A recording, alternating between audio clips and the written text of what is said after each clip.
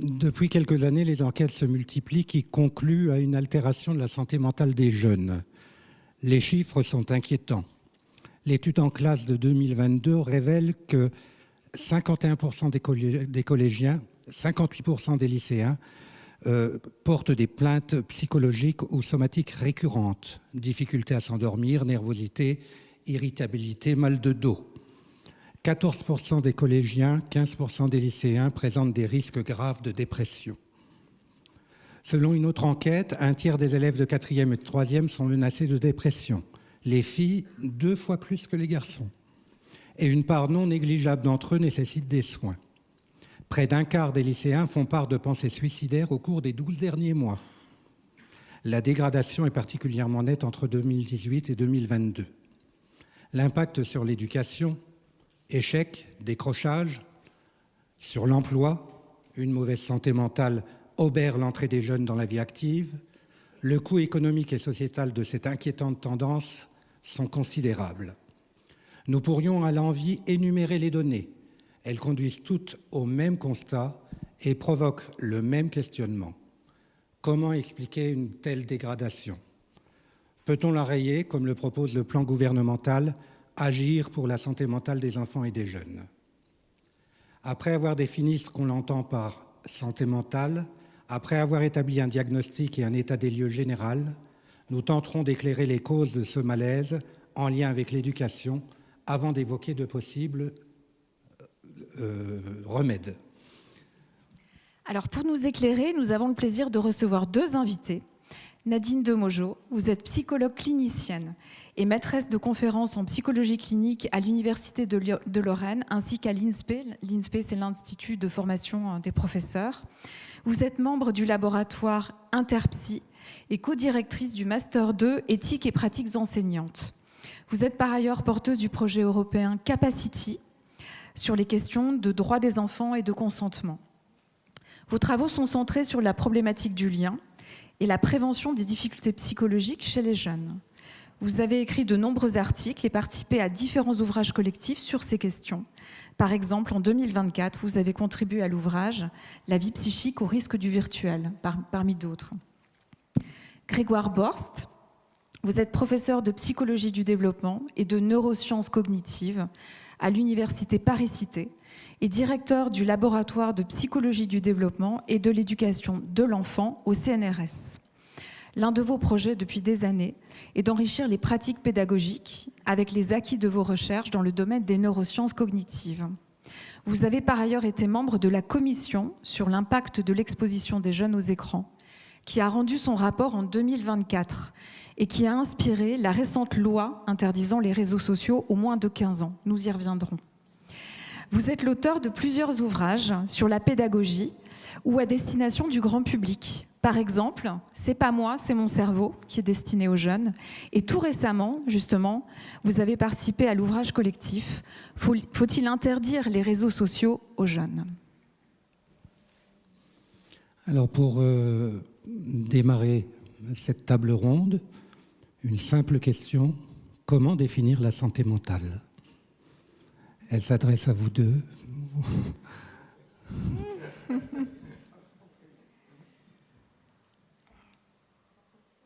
Oui, il suffit de... Là, ça va? Vous m'entendez? C'est bien. Oui. Donc, je veux bien me lancer et puis à chacun de compléter. C'est une vaste question et qui donne lieu à des définitions qui ne sont pas univoques et des définitions assez variées. Donc, pour avoir un peu réfléchi à la question, parce qu'au niveau de l'INSPE et de la formation des psychologues de l'éducation nationale, il y a eu 2 journées sur la santé mentale. J'ai repéré 2 définitions, dont une dont je me sens plus proche, donc je vais les aborder et puis libre à chacun de revenir dessus. Alors, tout d'abord, la définition de l'Organisation mondiale de la santé de 2024, qui définit ainsi la santé mentale. C'est un état de bien-être mental qui nous permet d'affronter les sources de stress, de réaliser notre potentiel, de bien apprendre, de bien travailler et de contribuer à la vie de la communauté.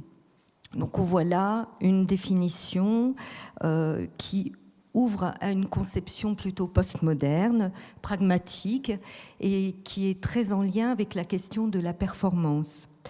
Une définition qui est aussi inscrite dans une dimension productiviste, voire capitaliste, la santé mentale comme une plus-value.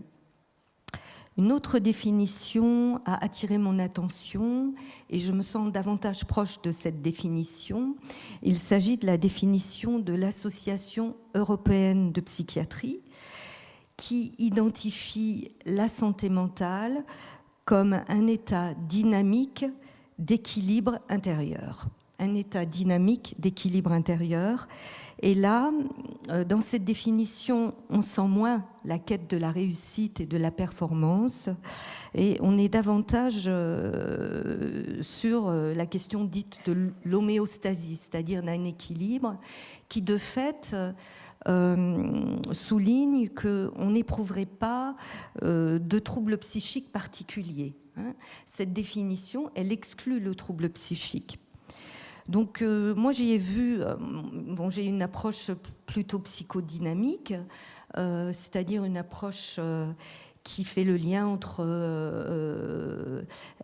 les approches de psychologie du développement, la psychanalyse et les neurosciences, dans un processus dit dynamique, c'est-à-dire un processus qui laisse aussi une grande place aux interactions humaines et à la parole, à la singularité du sujet. Donc, dans cette définition d'un état dynamique d'équilibre intérieur, j'y ai vu la définition freudienne des deux pôles. La santé mentale, ce serait aimer et travailler, avec cet équilibre de deux pôles qui se développeraient de manière harmonieuse.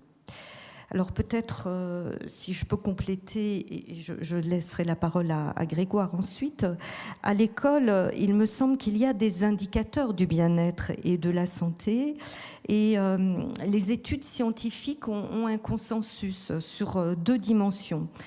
Le bien-être et la santé à l'école trouvent à être ancrés sur les relations sociales, être heureux dans une classe, être heureux avec les autres, en tout cas être intégré dans un groupe. Et deuxième dimension, ce qu'on appelle les moyens d'accomplissement personnel, c'est-à-dire avoir du plaisir à apprendre et développer une sorte d'effort à l'apprentissage. Voilà. Éprouver un sentiment d'efficacité dans l'apprentissage.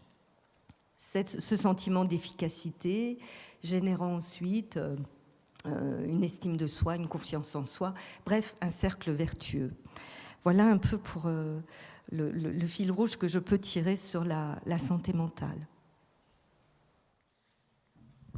J'ai pas grand-chose à rajouter. Je pense que ce que tu as dit est effectivement des définitions consensuelles. Je pense qu'il y a quand même une définition ou une partie de la définition qui me semble manquante, c'est quand même la notion d'épanouissement. Ça, c'est plutôt une vertu, mais je concours avec ton analyse. Quand on regarde dans le domaine de l'éducation, on a cette tension entre des visions de l'éducation pour le capital humain, c'est plutôt celle que porte l'OCDE, et puis il y a des visions de l'éducation pour l'épanouissement humain, c'est plutôt celle que porte l'UNESCO. Et je pense que les deux définitions que tu as données, elles transcendent finalement cette vision qu'on peut avoir de se dire qu'effectivement, il y a une vision productiviste de la santé, c'est-à-dire que quand les individus sont en bonne santé, ils peuvent créer de la richesse, notamment économique. Et puis, il y a aussi des visions qui sont plutôt effectivement centrées sur, et je suis entièrement d'accord, sur les individus et leurs relations qu'ils peuvent avoir avec les autres.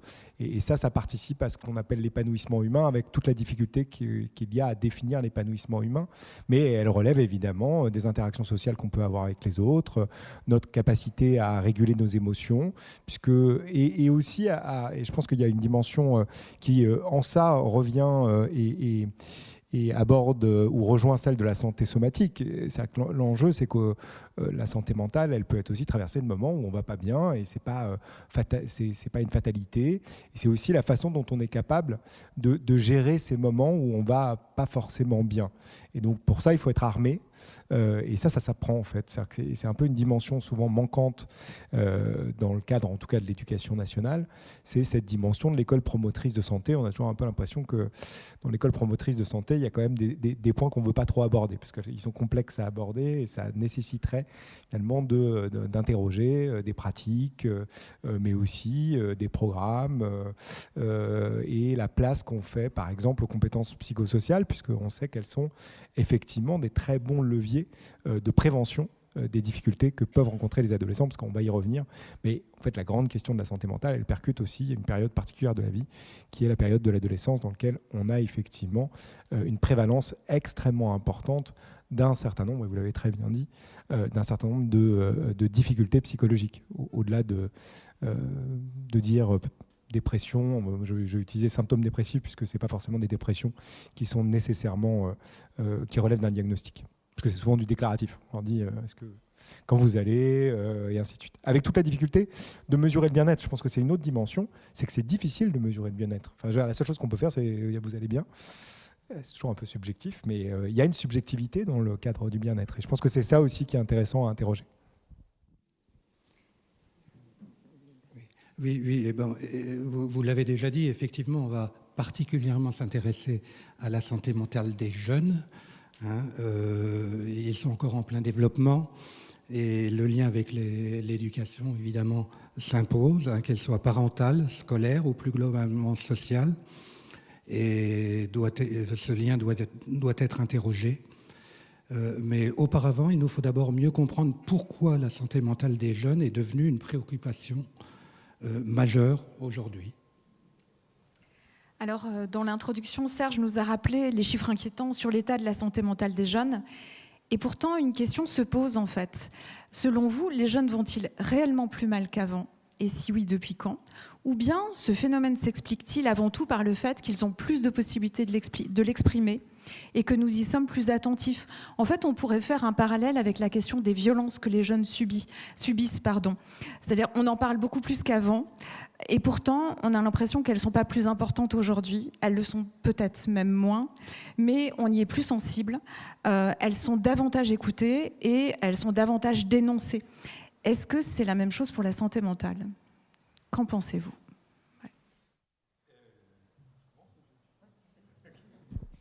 Alors, je pense que c'est effectivement une question pas du tout triviale. C'est-à-dire que quand on voit, par exemple, dans certaines données épidémiologiques, l'augmentation, par exemple, du pourcentage de diagnostics liés aux troubles de la parole, qui sont souvent utilisés par certains médecins comme la preuve que le numérique, c'est très très mauvais pour les enfants. Vous avez vu, il y a de plus en plus de troubles identifiés de la parole et du langage. En fait, il faut avoir conscience qu'il y a une bonne nouvelle, c'est qu'on forme beaucoup mieux quand même les professionnels de santé qu'avant, qui, il faut bien le dire, ne sont pas extrêmement bien formés sur l'enfant, son développement, l'identification des troubles neurodéveloppementaux. Ce n'est pas des choses sur lesquelles les médecins ont été très très bien formés. Ça s'est fait progressivement, et y compris les pédiatres. Je peux vous raconter la dernière conférence que j'ai faite devant des pédiatres, j'ai failli tomber de ma chaise quand j'ai posé un certain nombre de questions sur les effets des écrans sur les troubles neurodéveloppementaux. Donc manifestement, ces pédiatres ne savaient pas comment se développait le cerveau humain. C'était quand même surprenant. Et je veux dire par là que la bonne nouvelle, c'est qu'effectivement, on forme mieux dans ce pays les professionnels de santé, et que donc on a des diagnostics qui augmentent parce qu'on identifie mieux les enfants qui ont soit des troubles du neurodéveloppement, qui entraînent des comorbidités, notamment sur la santé mentale, mais on a aussi une meilleure, je dirais, diagnostic des difficultés, et on s'intéresse plus. C'est une réalité, je dirais, dans nos sociétés. On s'intéresse plus à la santé mentale des individus. Avant, c'était des choses dont on parlait peu, finalement. Il y avait aussi énormément de représentations négatives. Aller voir un psychologue, et c'est encore le cas dans certains milieux, d'où la difficulté aussi, puisqu'on a des milieux sociaux dans lesquels on va peu voir des professionnels de santé. Donc on sait qu'il y a du sous-diagnostic dans certains milieux sociaux par rapport à d'autres. Ceci étant dit, ce qui pourrait effectivement aller dans le sens que potentiellement c'est parce qu'on en parle plus qu'on l'observe plus. Si vous prenez des chiffres, alors qui sont toujours à prendre avec beaucoup de pincettes, parce que c'est difficile d'avoir les chiffres du suicide chez les adolescents, mais les chiffres du suicide chez les adolescents, ils ont énormément diminué ces 20 dernières années. Ça, énormément. C'est-à-dire que ne vous laissez pas, je dirais, sensibilisés par le discours actuel sur les écrans où on dit qu'ils regardent les réseaux sociaux et hop, du fait qu'ils aient regardé les réseaux sociaux, tout d'un coup, vous avez des tentatives de suicide. C'est pas tout à fait comme ça que ça se passe, c'est un peu plus problématique. La santé mentale, la dépression, les tentatives de suicide, c'est pas parce qu'on regarde TikTok que tout d'un coup on devient suicidaire. C'est un tout petit peu plus compliqué que ça. C'est aller un peu vite en besogne. Donc il y a quand même ce phénomène. On a en nombre de suicides, plutôt un nombre qui décroît, modulo le fait que ça a l'air de réaugmenter très fortement dernièrement. Donc je modulerai quand même ce que je viens de vous dire avec le fait qu'il y a quand même là un signal qui est un peu particulier, c'est qu'on voit réaugmenter les tentatives de suicide et les suicides. Alors, avec une question qui est l'effet de la Covid aussi sur ces dimensions-là et qui va être difficile de dissocier de l'émergence des réseaux sociaux. Ce qui est vrai aussi, c'est que si on prend des dimensions qui ne sont pas des dimensions du diagnostic, mais qui sont plutôt des dimensions de symptômes rapportés par les adolescents, quand on leur pose la question sur les symptômes qu'ils peuvent avoir, sur des cohortes qu'on répète chaque année, depuis 2007, on a effectivement une augmentation des difficultés psychologiques rapportées par les adolescents. Probablement parce qu'ils y sont plus sensibilisés, probablement parce qu'ils se sentent plus autorisés à le dire, mais peut-être quand même qu'il y a quelque chose de particulier qui est en train de se passer. Et je rappelle, 2007, c'est avant les réseaux sociaux. Donc l'augmentation des difficultés psychologiques des adolescents, c'est avant l'émergence des outils numériques et ainsi de suite. Ça ne veut pas dire que les outils numériques n'ont pas un effet. Je voudrais être très clair là-dessus. Mais ça veut simplement dire que quand on regarde les choses et qu'on entend juste « Ah bah oui, de toute façon, c'est les réseaux sociaux hein. », non, en fait, il y avait déjà des signaux qui montraient qu'il y avait des difficultés et je pense qu'on pourra en reparler. Mais il y a évidemment aussi des choses structurelles. Moi, je pense que l'école joue un rôle là-dedans parce que notamment des modifications de la perception qu'on peut avoir de l'école, cette vision effectivement très productiviste maintenant des apprentissages crée une pression beaucoup plus forte chez les adolescents dans une période de la vie dans laquelle on sait qu'ils gèrent très mal le stress. Ils ont un cerveau qui a une particularité, on en reviendra, mais ils gèrent très très mal le stress. Donc si vous augmentez le stress auquel sont exposés les adolescents, de facto, vous entraînez plus de difficultés psychologiques. Donc je ne vous ai pas en fait donné de réponse parce que je ne sais pas. Mais j'essaye de vous donner un cadre pour penser la problématique. Mais peut-être que ma collègue aura... Oui, alors j'ai en effet regardé les chiffres depuis quelque temps, puisque nous avions travaillé sur cette question de santé mentale et souffrance à l'adolescence. Et donc vous avez donné des chiffres, Serge, qui montrent des évolutions.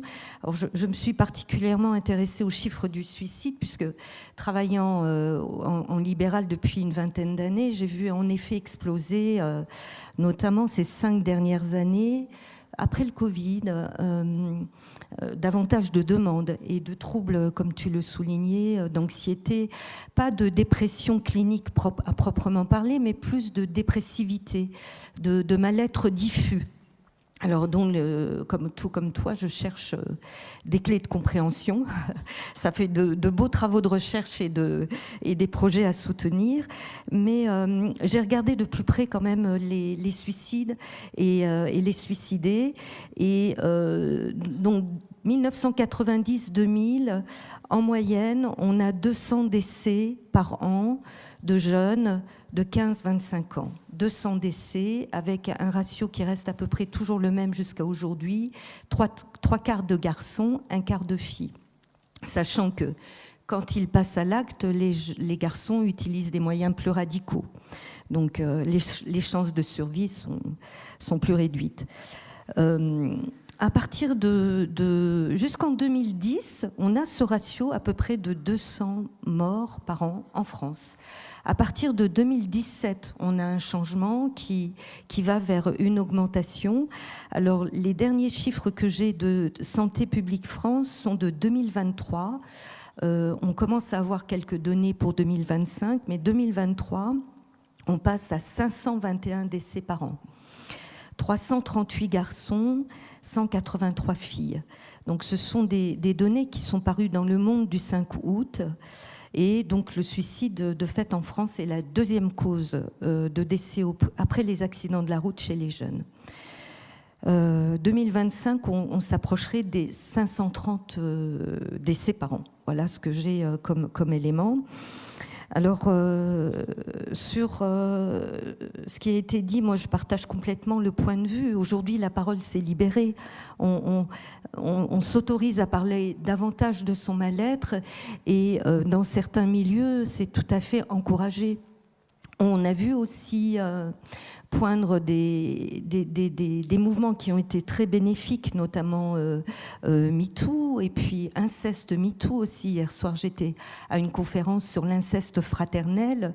On a des données maintenant, on peut en parler. Des artistes s'emparent du sujet et le mettre au devant de la scène à la fois politique et de santé. Alors, de mon côté, de manière empirique, qu'est-ce que j'ai vu venir davantage en termes de demande? Eh bien, des problématiques en augmentation au niveau des problématiques de séparation, individuation, des problématiques relatives aux troubles du comportement dans les écoles, mais aussi collèges, lycées, des troubles oppositionnels. Et puis, ce que je disais tout à l'heure, une augmentation d'un mal-être diffus, troubles du sommeil, troubles de l'alimentation, avec des attaques au corps. On a une augmentation des scarifications, par exemple. Voilà. Donc des manifestations de ce mal-être à travers une fatigabilité aussi. Il y a 70% des ados qui disent être fatigués. Donc peut-être qu'il y a des liens à faire avec les réseaux et la consommation des écrans. Perte d'intérêt et de motivation, repli sur soi, baisse des résultats scolaires. Et puis donc ceux qui consultent disent des idées noires et ces fameuses automutilations, scarifications dont je parlais. Voilà un état des lieux que je voulais souligner. Et en effet, tout à l'heure, quand j'ai parlé aimer et travailler, c'est trouver une harmonie. La santé mentale, pour moi, c'est trouver une harmonie. Et l'harmonie est faite de dissonance aussi. Et parfois, on peut éprouver un sentiment de mal-être sans pour autant sombrer dans quelque chose d'une dépression avérée. Oui, vous avez déjà commencé à répondre à la question que je voulais poser maintenant sur les signaux qui alertent les professionnels en classe ou les parents. Ils ne sont peut-être pas toujours aussi évidents que ceux que vous venez de décrire. Et donc, parlons un peu de qu'est-ce qui peut alerter un enseignant ou un parent sur l'état. Je reprends, puis tu peux compléter. Mais moi, je pense que les enseignants... il y a des signaux qui sont tangibles et sensibles et que les enseignants sont des relais extrêmement importants et qu'ils sous-estiment souvent tant leur parole que leur place et le rôle qu'ils ont auprès des enfants et des adolescents. Parce que les jeunes que je vois viennent souvent consulter à l'appui de la rencontre avec alors il y a CPE, assistants sociaux, mais aussi à l'appui de la rencontre avec un enseignant qui a été disponible, sensible à une attitude. Alors un absentéisme, un des premiers critères, c'est l'absentéisme, la baisse des résultats scolaires, un retrait, un jeune triste, replié, qui prend du poids, qui perd du poids, qui s'abîme au niveau du corps. Il y a des enseignants en éducation physique, mais pas que, dans d'autres domaines, qui voient qu'un enfant s'est scarifié et qui met en place quelque chose d'une alerte, puisqu'il repère les signes, voilà, et puis ou de contact avec les parents. Donc je pense qu'il y a des signes tangibles et notre travail, en tout cas, c'est ce que l'on fait au niveau de l'INSPE et auprès des psychologues de l'éducation nationale, c'est d'aider les enseignants, je dirais, à se faire confiance et à repérer ces signes. Et ensuite, les aider aussi à adresser Et je trouve que de plus en plus, moi j'interviens dans la formation des enseignants du premier et du second degré, et on a des modules entiers de psychologie du développement de l'enfant, avec des approches pluridisciplinaires, neurocognitives, développementales, psycho-affectives. Et dans le second degré aussi, qu'est-ce que la psychologie de l'adolescent, qu'est-ce qu'un adolescent, et sont très demandeurs de ce type de formation. Bravo de l'avoir mis en place dans votre inspe, parce que pour voir beaucoup d'inspe, il y a beaucoup d'inspe où ça ne se fait pas, ce qui pose effectivement un problème. Ou en tout cas, ce n'est pas dans la formation initiale, ce qui ensuite pose un certain nombre de problèmes. Je pense que tout ce qui a été dit vis-à-vis des enseignants, elle est évidemment... tous ces signaux-là, il faut effectivement se faire confiance. On voit quand quelqu'un est triste, hein, on le sent assez rapidement. Il peut aussi y avoir des signaux qui peuvent émerger quand on sent de l'opposition, des interactions qui étaient très simples avec un élève qui se tendent tout d'un coup. Il faut souvent aller chercher si potentiellement derrière il n'y a pas en fait l'expression d'une difficulté. Ça peut même aller jusqu'à des élèves qui vont être exclus et ainsi de suite. Et en fait, c'est plutôt l'expression d'un mal-être ou d'une difficulté qu'ils rencontrent. Il faut aussi peut-être essayer de travailler. Alors, je pense qu'il y a évidemment la question des adultes qui sont dans l'institution, mais il y a aussi les pairs. Je pense que c'est aussi important d'arriver à ce que les élèves entre eux aient ces vigilances, aient ces points de vigilance, puissent les relayer à quelqu'un dans l'institution. Si ce n'est pas le professeur principal ou si ce n'est pas l'enseignant, c'est peut-être l'assistant d'éducation ou autre. Et donc ça veut dire qu'il faut aussi former ces publics-là. C'est des publics qui sont importants parce qu'ils sont plus proches de l'âge des jeunes et parfois c'est plus simple d'aller voir un assistant d'éducation, un surveillant, que d'aller voir un enseignant. Et donc, il faut aussi peut-être avoir ces relais-là, parce que c'est des relais importants dans un établissement, outre évidemment le CPE, le psychologue de l'éducation nationale. Mais enfin, comme on en a un pour 1600 élèves, ça crée une petite contrainte pour que les élèves puissent aller les voir. C'est aussi, évidemment, une bataille à mener. Rappelez aussi qu'il y a quand même des facteurs de risque qui sont plus importants, qui sont des risques liés au milieu social d'origine des élèves. Donc il faut avoir un point de vigilance particulier pour ces élèves, parce qu'il y a beaucoup plus de difficultés psychologiques chez les élèves de milieux sociaux défavorisés, et pour autant, c'est des élèves pour lesquels on aura une parole moins libérée sans doute à la maison autour de ça. On leur pose moins la question de comment ils vont. Ils ont une représentation parfois plus, si ce n'est négative, ou en tout cas moins construite d'un professionnel de santé qui pourrait les aider dans ce contexte-là, voire même de la santé mentale. Je pense que là, il y a un vrai point de vigilance. On est quand même dans un système dans lequel les inégalités éducatives sont très fortes et dans lequel il y a évidemment des inégalités de santé qui se superposent à ces inégalités éducatives. Et donc, je pense que là, il faut un point de vigilance avec toute la difficulté, parce que c'est déjà des élèves qui peuvent être en difficulté, donc on ne verra pas s'ils sont encore plus forcément en difficulté, et ainsi de suite. Je pense qu'il y a cette dimension-là. La dimension de la fatigue, elle est quand même très perceptible. C'est-à-dire que si on voit un élève qui allait très bien, qu'il n'y a pas de problème, et puis tout d'un coup, on voit qu'il est tout le temps en train de dormir en cours, ça, normalement, c'est quand même un bon moyen de se dire qu'il y a quand même quelque chose qui va pas forcément. Et si on est dans un rapport de confiance avec les élèves, alors on a complètement oublié les parents dans notre réponse, mais on va y venir. Mais je pense que c'est vrai pour les enseignants, mais c'est surtout vrai pour les parents. Le fait que tout d'un coup, on ait un enfant qui va se réfugier en permanence sur son portable, sur ses réseaux sociaux, ça, c'est un très, très bon indicateur que probablement il ne va pas bien. Il ne faut pas voir les choses nécessairement dans le sens de c'est parce qu'il est en train de regarder ses réseaux qu'il ne va pas bien, il va sans doute pas bien et il est en train de se réfugier. Et là, c'est vraiment un très très bon signal. Et donc exactement tout ce qu'on a dit sur la relation avec l'enseignant, dans la famille, si la relation commence à se tendre, s'il y a des difficultés systématiques, si l'enfant passe de plus en plus de temps dans sa chambre avec la porte fermée, s'il y a une fatigue quasiment chronique et ainsi de suite, ça c'est des vrais moments d'alerte et il faut leur parler. Mais évidemment c'est plus simple quand on a un dialogue qui est permanent. C'est-à-dire que si tout d'un coup vous leur posez des questions que quand ils vont mal, généralement ça tend un peu la discussion. Donc il faut aussi leur poser des questions quand ils vont bien. Merci beaucoup. Alors, on a commencé à le voir, hein, bien que les difficultés psychologiques surviennent de plus en plus tôt Ça, c'est sans doute une des spécificités de notre époque. Ça touche quand même particulièrement les adolescents. Alors, Grégoire Bors, pouvez-vous nous expliquer en quoi ce que nous savons du développement du cerveau permet de comprendre cette vulnérabilité particulière? Et une petite question complémentaire, est-ce que vous pouvez nous éclairer aussi sur la façon dont cette vulnérabilité et les souffrances éventuellement qu'elle peut susciter affectent leur capacité cognitive?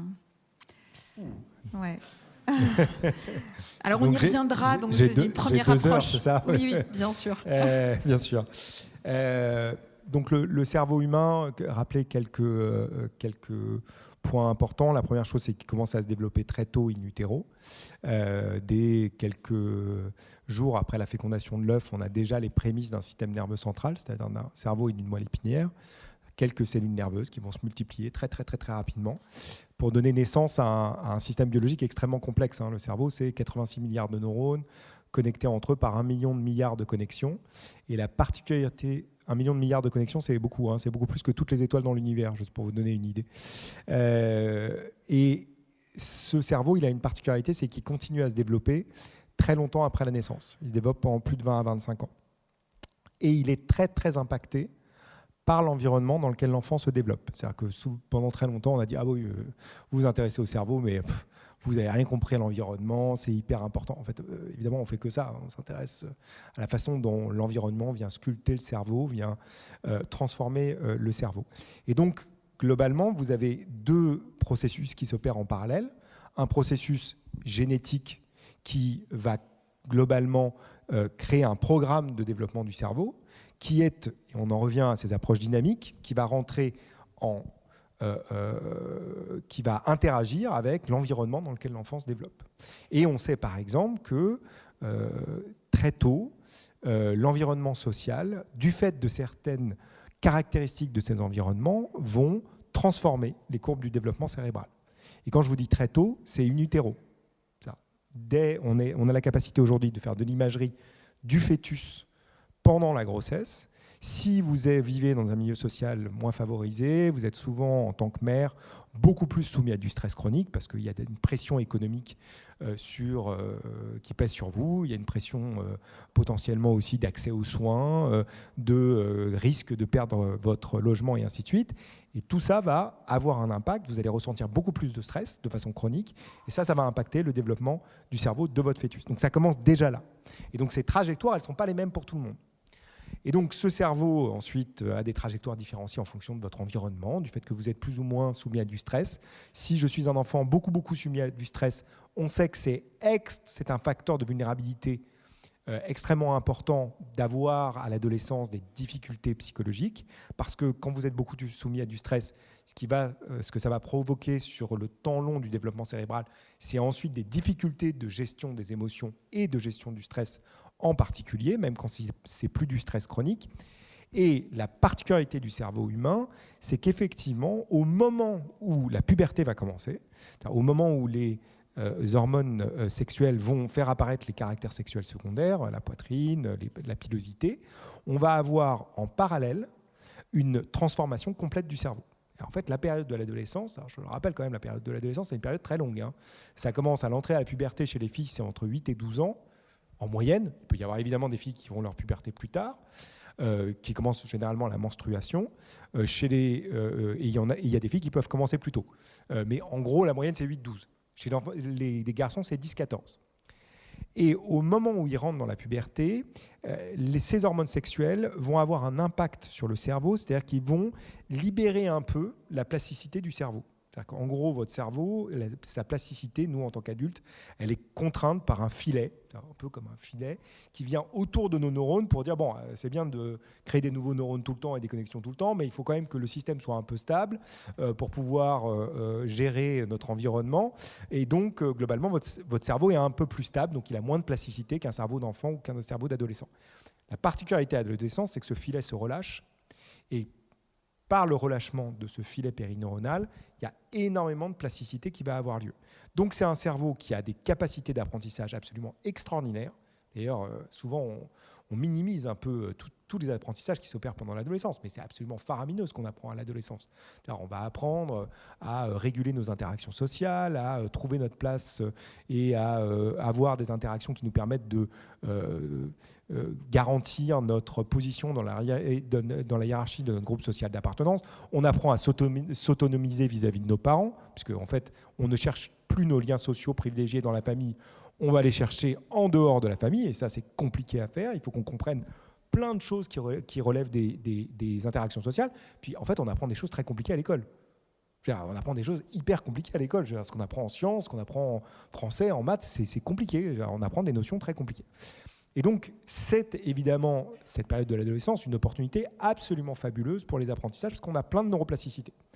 Sauf que si vous avez un cerveau très plastique, en fait, c'est un cerveau hyper vulnérable. C'est-à-dire que l'environnement, si je ressens du stress, en fait, ça va impacter beaucoup, beaucoup plus mon cerveau à l'adolescence que quand je suis adulte, parce qu'il est beaucoup plus plastique. Et il est très sensible, notamment dans des contextes dans lesquels il y a beaucoup d'émotions, parce qu'à l'adolescence, on a une asynchronie du développement de deux grands systèmes dans le cerveau humain. On a un système, en gros, émotionnel qu'on appelle le système limbique, dont vous entendez beaucoup parler. Dès qu'on parle de réseau de la récompense, en fait, on vous parle du système limbique. Donc, c'est des noyaux qui sont enfouis au cœur du cerveau et qui régulent en fait, toutes les fonctions liées au plaisir, à la recherche de la récompense, à notre motivation. Et tout ça, en fait, est régulé par notre système limbique. Et ce système limbique, il a une particularité, c'est qu'il finit son développement très tôt au début de la puberté. Donc, au début de la puberté, il fonctionne comme un système limbique adulte, il est hyper fonctionnel. Sauf que nous, adultes, on a une autre partie de notre cerveau, notre cortex préfrontal, qui permet en gros de réguler un peu l'activité du système limbique. Il permet de dire au système limbique, bon, je sais, tu adores les émotions, c'est fantastique les récompenses, tu es motivé pour faire plein de trucs, mais pas forcément les trucs qu'il faudrait, tu es très orienté vers les récompenses immédiates, mais globalement, il faut un peu que je limite l'activité de ton système limbique, parce que sinon, tu ne peux pas, par exemple, faire des choses qui sont très importantes pour les êtres humains, notamment pour notre santé, parfois accepter de différer un peu notre plaisir immédiat. Par exemple, là, vous êtes en train d'attendre avant de prendre votre verre de blanc, vous êtes en train de réguler l'activité de votre système limbique, mais vous êtes déjà en train d'anticiper la récompense qu'il y aura à finir cette conférence. Globalement, ça, c'est le couplage entre le cortex préfrontal et le système limbique, c'est la particularité de l'adolescence. Vous avez, chez l'adolescent, un système limbique hyper fonctionnel et un cortex préfrontal qui n'a pas fini son développement, et donc ça le met dans une situation dans laquelle il est beaucoup, beaucoup, beaucoup plus sensible aux émotions.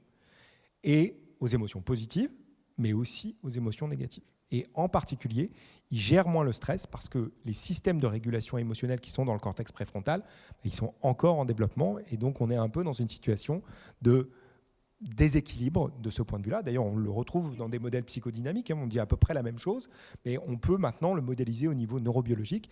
Et ce décalage finalement de développement de ces deux grands systèmes, ça explique la vulnérabilité adolescente. Donc c'est vraiment un cerveau qui fonctionne un peu différemment du cerveau de l'enfant et du cerveau de l'adulte, et il a une vulnérabilité spécifique dans les contextes émotionnels. Quand ce n'est pas un contexte émotionnel, globalement, il se débrouille bien, il se débrouille mieux que l'adulte, parfois même dans certaines situations. Mais quand ça touche à des dimensions émotionnelles de la situation, il a beaucoup plus de mal à réguler les émotions effectivement, parce qu'il n'a pas encore un certain nombre de processus de régulation émotionnelle qui se mettent en place un peu plus tard dans la vie. Et donc c'est pour ça qu'il est beaucoup plus vulnérable, notamment, et c'est pour ça qu'on a l'entrée dans un certain nombre de maladies psychiatriques qui s'opèrent à l'adolescence. C'est-à-dire que l'entrée dans la schizophrénie, c'est en fait souvent dans la période de l'adolescence. Parce que, alors c'est pas du tout juste parce qu'on ne se sent pas bien à l'adolescence, c'est un peu plus compliqué que ça. C'est un modèle en fait qui est fait d'effets génétiques, de contraintes précoces sur le développement cérébral, puis à un moment potentiellement parce qu'il y a eu un choc émotionnel à l'adolescence, mais aussi parce qu'il peut y avoir consommation de substances psychoactives. À ce moment-là, vous avez certains adolescents qui rentrent dans la schizophrénie et d'autres facteurs de risque identiques qui ne vont pas y rentrer. Voilà, j'ai essayé de vous dire comment ça se développait un cerveau adolescent. Ça va, ouais, super. Merci beaucoup. On a des clés de compréhension. Juste finir, et on devient adulte à 25 ans. Donc ça, il y a aussi un petit paradoxe, c'est-à-dire qu'on est dans une société dans laquelle on se pose par exemple la question d'appliquer la justice des adultes aux enfants entre 16 et 18 ans, alors même que la question, elle devrait être inversée. Est-ce qu'il ne faudrait pas continuer à utiliser la justice des mineurs jusqu'à 25 ans? Mais ça, c'est une autre conférence.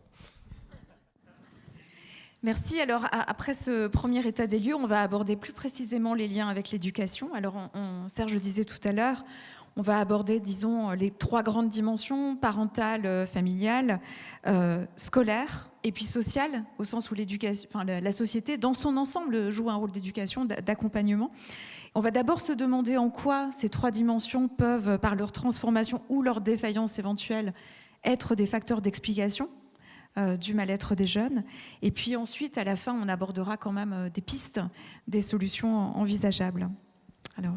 Oui, et donc la question se pose, l'éducation dans le milieu scolaire, mais également familial, génère-t-elle plus de souffrance qu'auparavant, et est-elle moins en mesure de protéger nos enfants?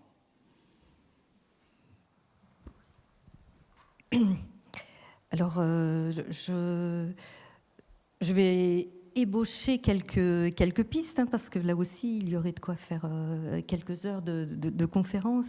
Alors, moi, j'ai une approche beaucoup moins biologique et neuro, et beaucoup plus centrée sur les interactions. Mais en effet, l'adolescence est une période riche de remaniement psychique, et c'est pourquoi tout mon travail est aussi centré sur la formation des professionnels et la prévention, aussi auprès des parents. Il y a un gros travail de soutien à la parentalité que nous faisons et pour lequel nous avons presque une forme de militantisme. Alors, vous le soulignez à juste titre, l'environnement familial aujourd'hui est en pleine mutation. C'est vrai qu'on observe des familles recomposées, parfois décomposées, recomposées. Donc, pour souligner ici ce qui a été un peu dit sur le plan physiologique et neurologique, c'est-à-dire créant du stress, donc ce que nous appelons dans la théorie de l'attachement une insécurité psycho-affective.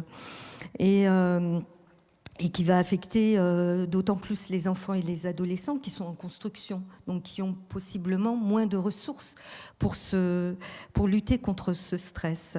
Donc on repère aussi dans les constructions familiales, alors même si je rejoins ce qui a été dit, les milieux sociaux précarisés sont plus vulnérables au regard de la santé mentale, je trouve moi depuis, on est en 2026, ouais, depuis après le Covid, depuis 6 années en tout cas, une vulnérabilité, y compris dans des milieux sociaux très favorisés, où les faits divers s'en font l'écho, les passages à l'acte d'adolescents qui ont poignardé leurs enseignants sont dans des collèges ou des lycées où finalement il n'y avait pas de problématique de discipline, et auprès d'adolescents qui ne témoignaient d'aucun signe de problème de comportement et disciplinaire.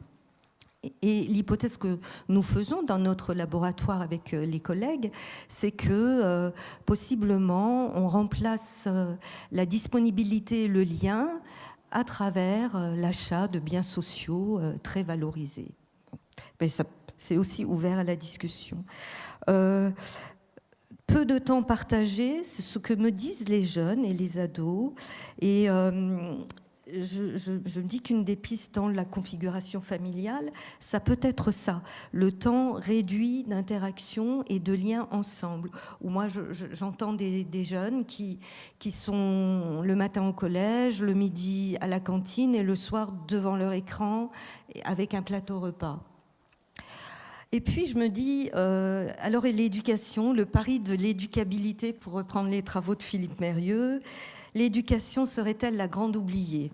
Je pense que oui. Aujourd'hui, bien sûr, les retards de développement que tu as mentionnés, d'apprentissage et quand même la surmédicalisation des troubles de l'apprentissage, les troubles neuro++, dyscalculie, dyspraxie, bon,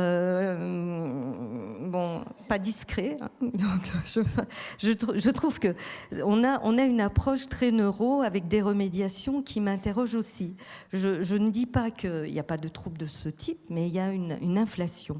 Et je pense que, et heureusement, les symptômes sont là, Ils étaient là avant, troubles du langage, troubles de l'attention, mais les causes ont peut-être changé.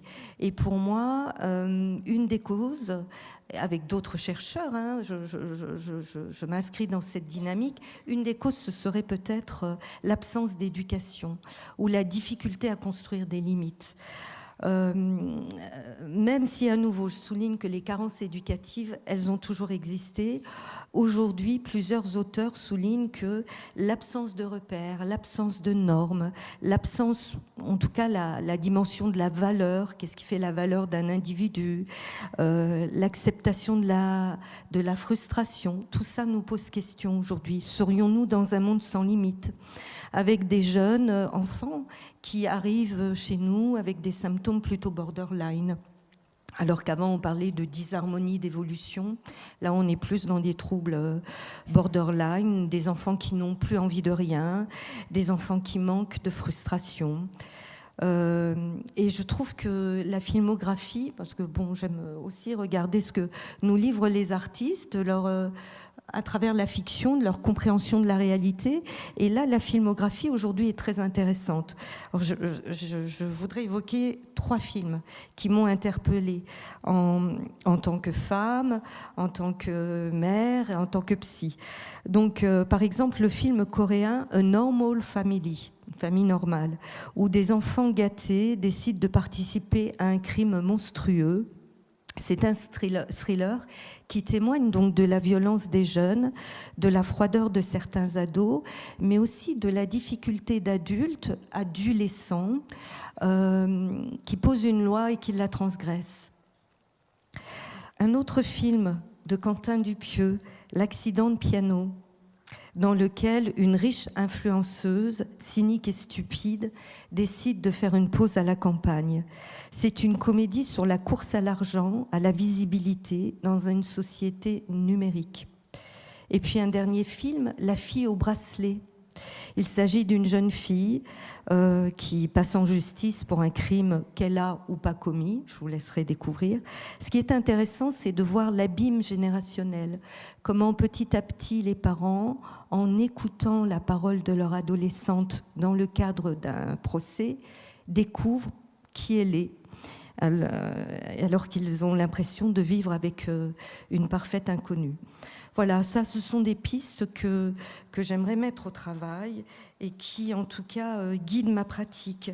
Cette question de la construction des limites, de la possibilité de retrouver le gai savoir et un plaisir dans l'effort, et comment on accompagne les parents dans ce fameux soutien à la parentalité. Il existe à Metz une école des parents, et comment on forme aussi de plus en plus, et je pense aussi mieux, les enseignants face à ces problématiques. Merci beaucoup. On aura l'occasion d'approfondir encore un peu, mais on l'a déjà évoqué, on ne peut pas faire l'impasse sur la question des écrans et des réseaux sociaux. Quand on parle du milieu familial, des difficultés que ça peut générer, évidemment, c'est central. Alors Grégoire Borst, on a dit tout à l'heure que vous avez fait partie de la commission enfants et écrans. Est-ce que vous pouvez nous dire dans quelle mesure, selon vous, et peut-être selon cette commission, mais selon vous surtout, les écrans peuvent être en partie responsables du mal-être, voire de la souffrance mentale des jeunes aujourd'hui? Et plus précisément, que pensez-vous de la loi récemment votée sur l'interdiction des réseaux sociaux avant 15 ans? Alors justement, dans le livre que je mentionnais tout à l'heure, faut-il interdire les réseaux sociaux aux jeunes? Vraiment très intéressant par la pluralité des points de vue. Vous proposez un point de vue assez nuancé et que j'ai trouvé vraiment intéressant. Est-ce que, si vous voulez nous en parler un peu? Oui, avec plaisir. Donc peut-être commencer par les effets, en parlant des effets avérés, donc ceux sur lesquels on a des données qui sont des données concordantes, probantes. Globalement, il y a eu plusieurs rapports. Le rapport, je le rappelle, enfants et écran, à la recherche du temps perdu, donc personne n'avait compris, et tout le monde avait compris la référence, soyons très clairs. Personne n'avait compris à qui on s'adressait. Ce n'était pas la recherche du temps perdu sur les écrans, c'était à la recherche du temps perdu de l'action publique vis-à-vis des écrans. Donc on a dû faire un petit astérix pour expliquer ça, quand on a remis le rapport à Emmanuel Macron et à ses ministres. Donc, globalement, ça, c'est pas un rapport d'expertise. Il y a un rapport d'expertise que je vous invite à aller lire, qui est le rapport de l'ANSES. Donc, c'est 35 experts, 1000 articles qui ont été analysés, et qui dit globalement ce qu'on disait dans le rapport enfant-écran, mais c'est une expertise beaucoup plus scientifique. Donc, c'est celle-là qu'il faut aller regarder si vous voulez une expertise scientifique.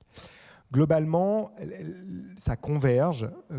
Le rapport de l'ANSES et le rapport que nous avions fait, il disait, même si c'était plus compliqué dans notre commission, parce qu'il y avait des gens qui voulaient absolument dire qu'il y avait un lien de causalité, globalement, le rapport de l'ANSES, il dit très clairement, on a des effets d'aggravation pour des adolescents qui ont des difficultés psychologiques. Donc, pour le dire de façon très claire, si je ne vais pas très bien et que je passe du temps sur les réseaux sociaux, ça aggrave mes symptômes.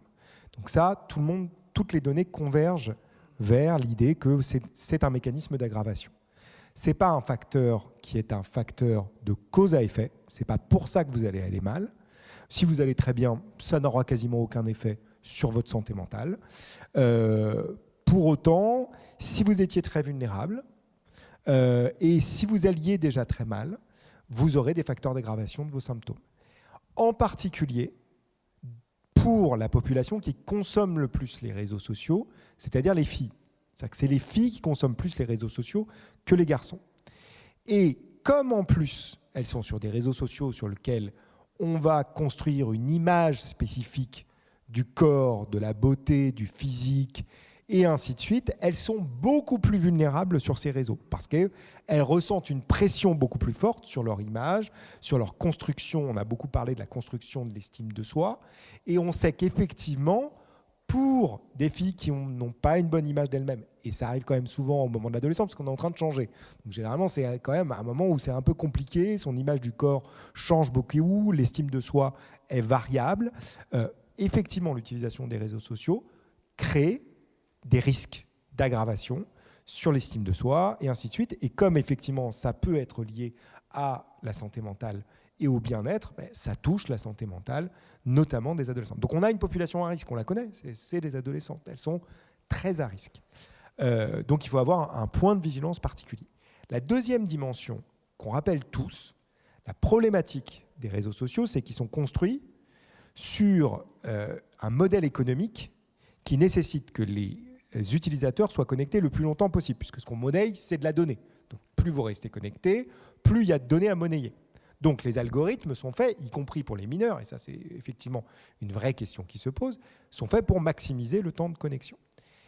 Et la maximisation du temps de connexion sur les réseaux sociaux va évidemment impacter le sommeil, notamment des adolescents et des adolescentes, qui est déjà une période de la vie dans laquelle il y a une pression extrêmement importante sur le sommeil, pour une raison, et là pour revenir au rôle finalement des différents acteurs éducatifs de ce point de vue-là, pour une raison très claire, et là il faut le dire, le redire et le re-redire, parce que l'éducation nationale ne change pas les rythmes scolaires.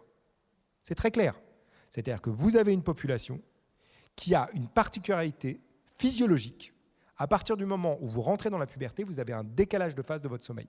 Vous allez aller vous coucher 2 heures plus tard. En plus, vous avez un autre problème, c'est que votre sommeil, votre cerveau ne ressent plus la fatigue.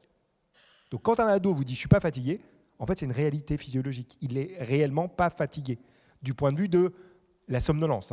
Il est fatigué parce que son corps est en train de changer et ainsi de suite. C'est autre chose.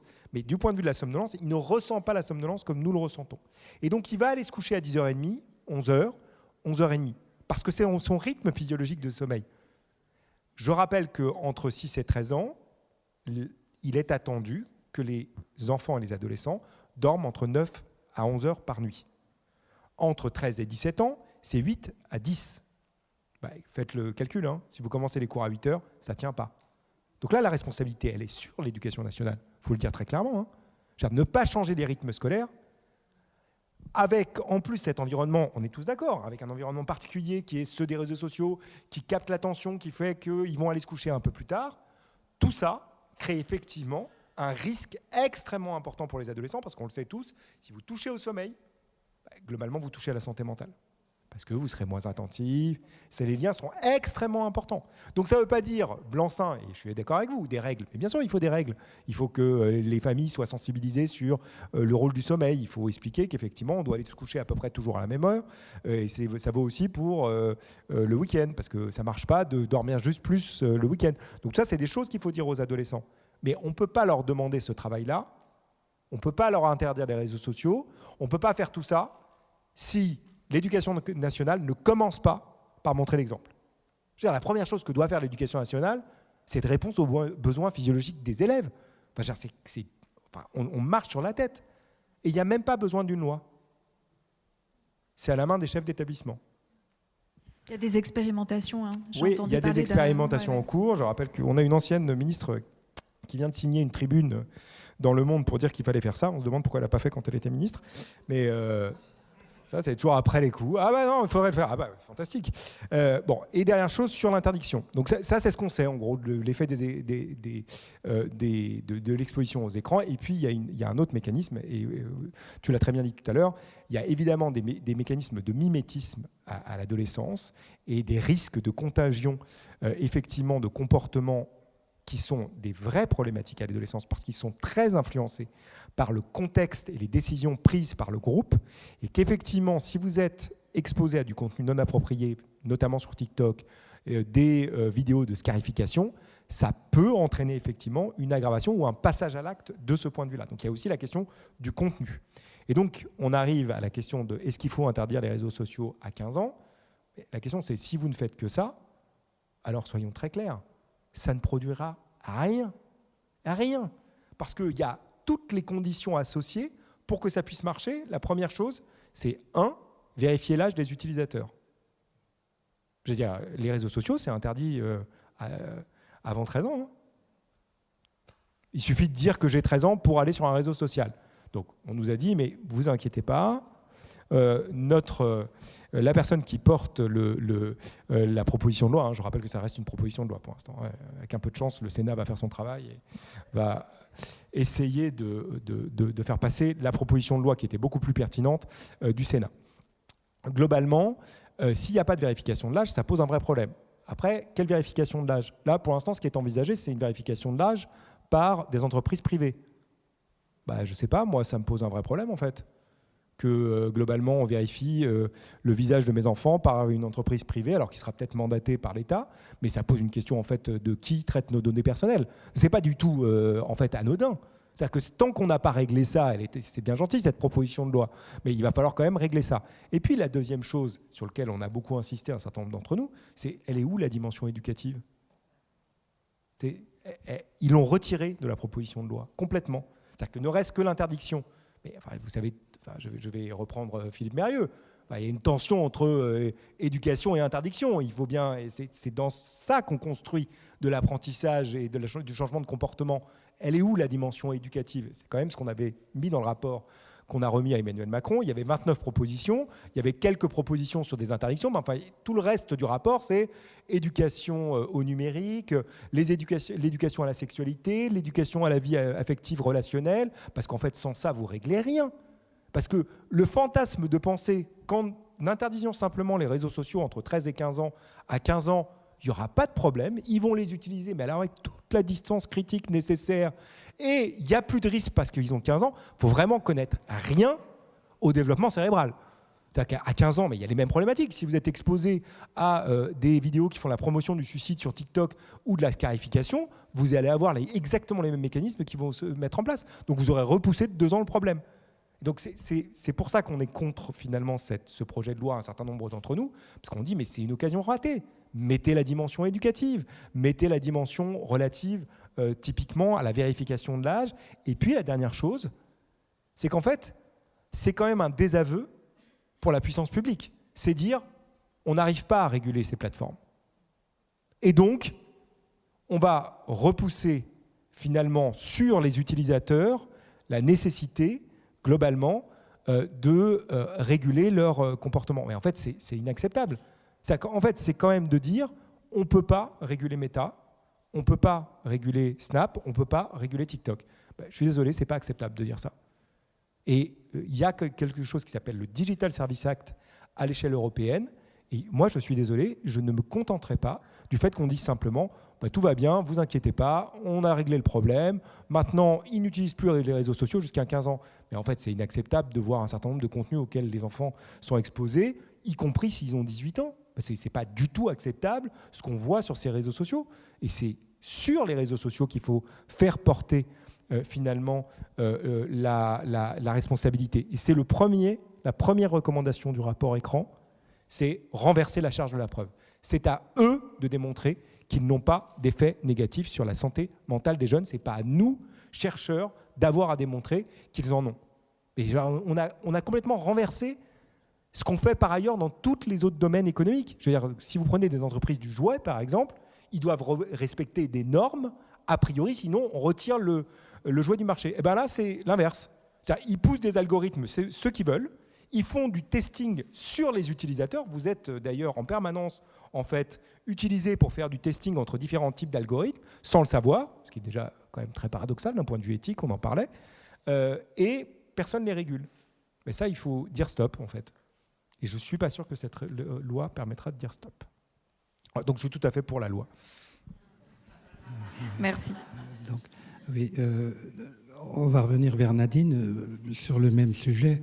Le mal-être à l'école, l'angoisse que ressentent les élèves, est-ce que justement à l'école génère particulièrement cette montée en souffrance? Alors, comme je l'ai dit tout à l'heure, j'ai une approche globale, écosystémique. Donc, il s'agit d'un jeu d'interaction entre systèmes, la famille, le jeune lui-même dans son développement, la société, l'école. Et alors là, je suis vraiment très heureuse et je vous invite à lire le rapport de l'ANSES qui a été publié en 2025, qui a 40 pages, tout au plus. Et qui souligne les risques, alors d'autant plus accrus chez les jeunes vulnérables, mais je dirais les risques chez les jeunes tout venant. Donc, en effet, en attendant que les lois passent ou ne passent pas, sur le terrain, je pense qu'il faut qu'on ait une attitude active. C'est la mienne avec les parents et très concrètement, de manière pragmatique, quand je les rencontre en consultation, je demande: est-ce que vous avez un regard sur ce que voit votre jeune sur les réseaux? Est-ce que vous contrôlez? Est-ce qu'il y a un contrôle parental? Il y a aussi un certain nombre de règles qu'on peut interroger, voire mettre en place. Et je suis assez surprise, sur 10 familles, 8 ne contrôlent rien. Alors, même sur à quel moment votre jeune laisse-t-il son portable le soir, son téléphone, laisse le téléphone, le portable. Donc il y a vraiment au même titre qu'on a des règles sur la diététique, on ne mange pas n'importe quoi à n'importe quel moment, je me dis, ayons un usage modéré des écrans et ayons une attitude éducative, nous, professionnels, vis-à-vis de ça. Invitons les parents à se saisir de leur agentivité, c'est-à-dire de leur pouvoir d'action. Et puis, expliquons aux jeunes. Alors, dans le rapport de l'ANSES, comme l'a souligné Grégoire, il y a effectivement beaucoup de liens qui sont mentionnés. Ils portent sur les jeunes âgés de 11 à 17 ans et sur les effets de l'usage des réseaux numériques sur la santé des adolescents. Donc, ce que tu as dit, il y a plusieurs rubriques. Le sommeil, alors là, on voit quand même que l'augmentation du temps passé sur les plateformes retarde l'heure du coucher, mais aussi a un effet sur l'éveil physiologique. On a sur l'image du corps, les jeunes filles sont plus, mais les femmes en général, on le sait, plus attaquées parce que les réseaux diffusent des normes corrélées à des idéaux corporels pour lesquels les femmes sont plus ciblées. Donc, on voit exploser, par exemple, des pratiques de chirurgie esthétique chez les très jeunes filles, plus que chez les femmes de mon âge, par exemple. Sur les conduites à risque, alors là aussi, la participation à des défis, des challenges qui vont exercer une pression sociale sur les bandes de jeunes et avec de manière virale lancer des défis qui peuvent s'avérer très très destructeur. Et puis enfin, la question je voulais le souligner parce que ça envahit aussi nos demandes de consultation, mais aussi dans les unités médico-légales, les questions d'harcèlement, cyberviolence et cyberharcèlement que l'usage des réseaux sociaux numériques crée et développe. Voilà. Et puis le rapport conclut quand même que le degré d'anxiété est proportionnel au temps passé derrière les écrans. Voilà. Alors ça guide tous les parents. Je pense que... donc pour revenir à la question que vous posiez, Serge, concernant le rôle de l'école, plus particulièrement, en filigrane, c'est vrai que face à des adolescents plus vulnérables, on a une école qui s'inscrit davantage dans l'évaluation, la performance, le culte de la réussite. Donc, quelles paroles d'adolescents et de lycéens j'entends ? Eh bien, Parcoursup, je vais cumuler des points pour avoir la bonne position sur Parcoursup. Qu'est-ce que j'entends encore ? Ce soir, je vais vite regarder Pronote parce que je viens d'avoir une note en sport et ma moyenne va changer. Donc, c'est quelque chose de très quantitativiste où on oublie même le sens d'apprendre, de qu'est-ce qu'apprendre et qu'avons-nous créé ? Alors, ensemble, parce que nous appartenons à cette société qui diffuse auprès des jeunes ce mal-être et cette pression croissante sur les questions de performance. Ce qui conduit certains jeunes à se désarrimer, c'est-à-dire à dénouer les nœuds d'attachement qu'ils ont avec la chose scolaire et à décrocher, à quitter l'école, à ressentir à l'école des signes de phobie, à ressentir une insécurité grandissante. Donc voilà, je fais un état des lieux, mais c'est sûr que l'école telle qu'elle existe, avec ce modèle déshumanisant globalement, nous invite à réfléchir à des pédagogies qui seraient plus dirigées vers celles que l'on voit dans les pays d'Europe du Nord, où on a peut-être des pédagogies plus humanisantes, où le vivre ensemble, la dimension secourable de l'autre et non menaçante trouve sa place. Je pensais aussi à ce que on voit dans la pédagogie aujourd'hui, davantage dans le premier degré, la classe dehors ou la classe promenade, qui rappelle des pédagogies que l'on connaissait, des pédagogies coopératives, Freinet par exemple. Voilà, je pense aussi à des pédagogies centrées sur des projets, centrées sur des médiations, telles le théâtre, l'écriture, les ateliers philosophiques, les projets mathématiques. Donc les enseignants se ressaisissent de certaines dynamiques, mais enfin, voilà, la route est longue. It's a long way to go. Mais là, vous êtes en train de dire qu'à l'école, on est dans la compétition. Sans cesse. On est dans l'évaluation perpétuelle. Parcoursup en rend compte. Nous, à l'université, pareil. On peut entrer en première année de psychologie, mais on sait que c'est un concours déguisé. Pour entrer en Master 2 ensuite, il y a 25 places. Donc, l'école, elle crée la pression, la compétition et le sentiment d'échec. Ce que l'on appelle en psychologie du développement, la résignation ou l'impuissance apprise. On apprend à nos élèves à devenir résignés et impuissants. On leur apprend en quelque sorte à décrocher. On produit l'inverse du gai savoir et du désir d'apprendre, du plaisir de l'effort. Bon, c'est assez terrible. Alors, encore une question sur la pédagogie, et puis ensuite on verra ensuite si l'école n'est pas le relais aussi de pression qui viennent d'ailleurs, quoi. Mais oui, mais pour embrayer sur la question de la pédagogie, Grégoire Borz, vous avez beaucoup travaillé sur les mécanismes d'apprentissage.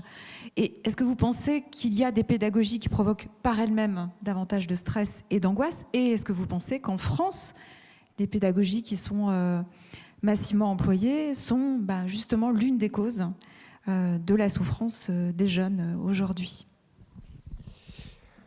Je ne suis pas sûr que la question elle soit fondamentalement relative à la pédagogie, d'une part parce que c'est assez difficile en France de savoir s'il y a un mouvement pédagogique, à part les pédagogies nouvelles, dans lequel on a des enseignants qui sont très inscrits dans des démarches très systématiques de ce point de vue-là. Ensuite, quand vous allez dans les établissements, il y a des pédagogies très diverses.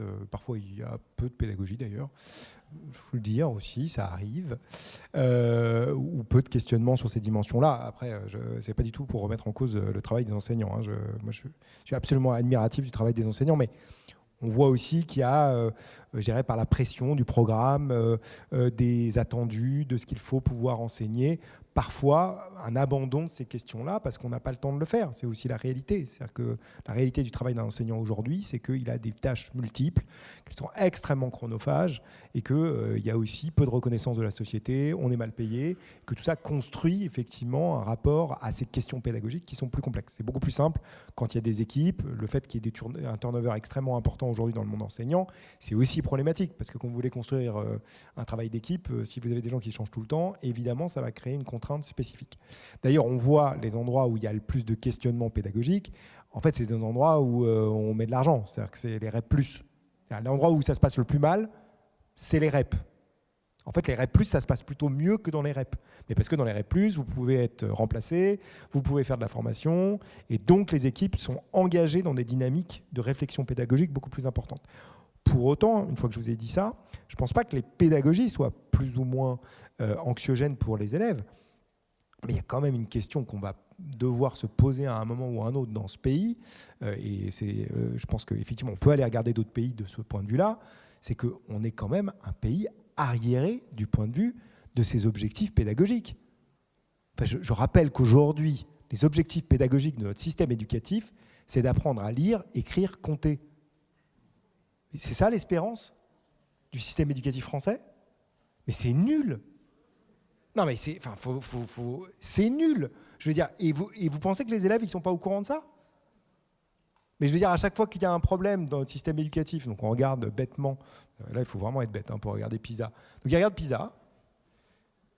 Alors je rappelle quand même qu'un système éducatif, c'est pas fait pour que les élèves réussissent dans le système éducatif. C'est fait pour qu'ils réussissent une fois qu'ils sont sortis du système éducatif. Donc si vous prenez un indicateur, moi je ne suis pas contre les indicateurs quantitatifs, je n'utilise que ça. Mais essentiellement ça.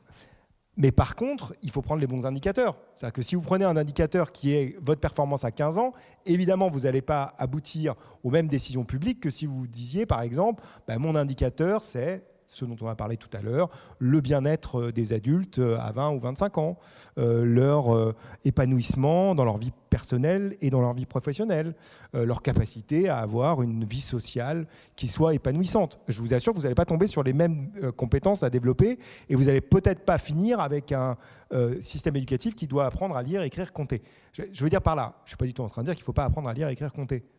Mais c'est nécessaire, mais c'est en aucun cas suffisant. En quoi notre système aujourd'hui il est anxiogène pour les élèves?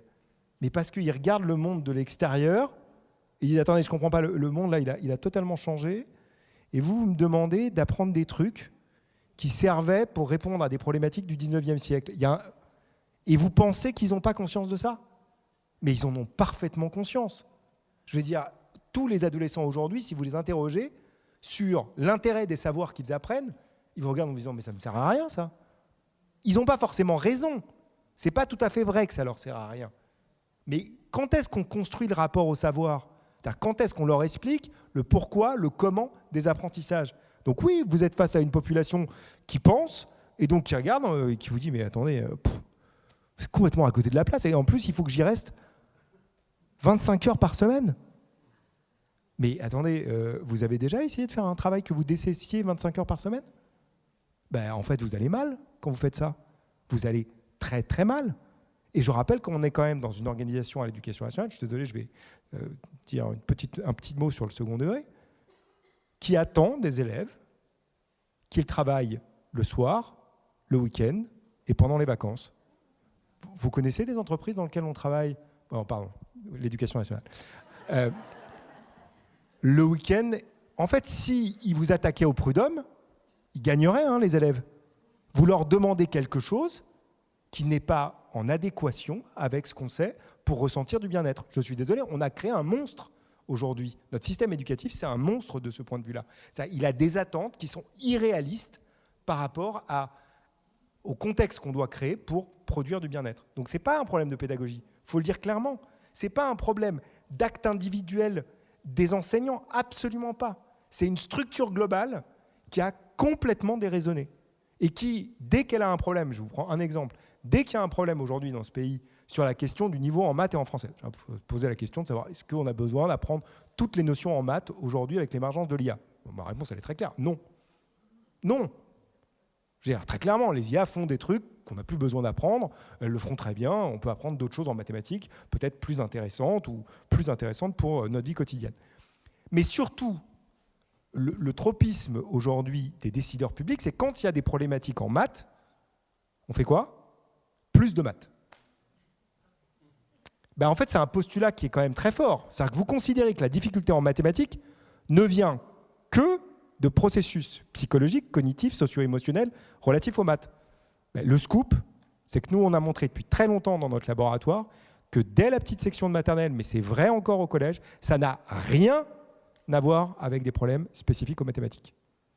C'est lié à des processus transversaux qui sont aussi importants en maths, en français qu'en histoire-géographie, et ainsi de suite. Et que la variabilité des élèves, elle est en partie due à ces compétences, dont on a un peu parlé d'ailleurs. Compétences de régulation des émotions, compétences de régulation des stratégies qu'on utilise dans une situation d'apprentissage, ma capacité à résister parfois à la première stratégie qui me vient à l'esprit. Sauf que si vous n'étayez pas ça sur les élèves, en fait, vous pourriez faire moins de maths. D'ailleurs, c'est ce que font certains Land allemands. 2 fois moins de maths, ils sont, même si on regarde PISA, ils sont meilleurs à PISA. Retirer 4 heures dans le programme, super, on pourra faire autre chose. Éducation au numérique, éducation à la vie affective. En fait, il faut que notre école, à un moment, et je ne suis pas le seul à le dire, je pense qu'on le dit dans les inspects, l'ancien recteur de Paris a écrit un livre pour expliquer qu'à un moment, notre système, il est à bout. Il faut arrêter de mettre des petits patchs sur le système en pensant que ça va marcher. À un moment, il faut se poser et se dire, c'est quoi l'école du 21e siècle ? Je vous assure que si on se pose et qu'on fait ça, vous aurez l'adhésion des élèves. Aujourd'hui, les élèves, ils ont juste compris qu'on a un modèle à bout de souffle, qu'on essaye de leur imposer, et effectivement, ça crée du mal-être chez eux. Et ce n'est pas une question pédagogique, c'est une question structurelle du système.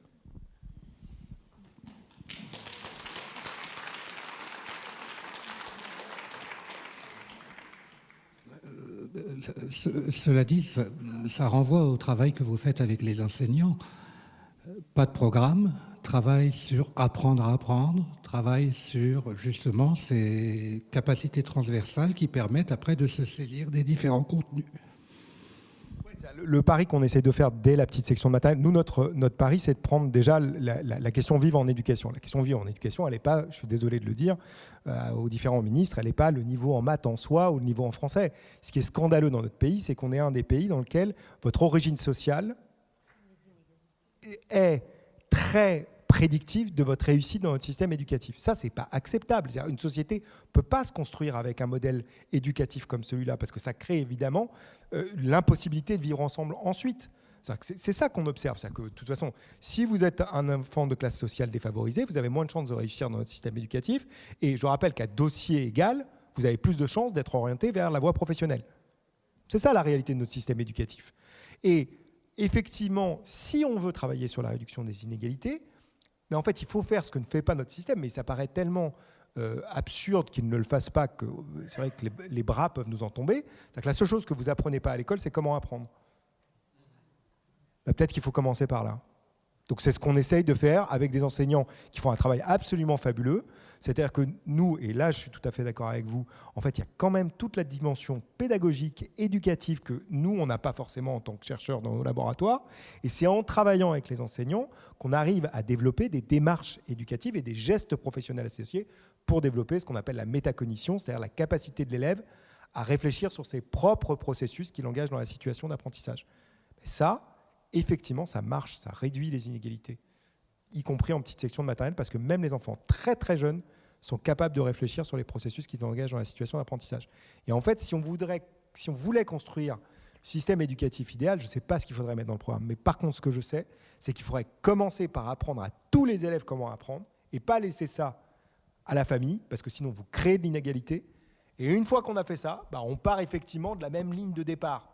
Sauf que là, ce qu'on explique à tous les élèves, c'est bon, vous inquiétez pas, notre système éducatif, il est parfaitement objectif. Vous partez tous à la même ligne de départ, et celui qui court le plus vite, c'est celui qui va le mieux réussir.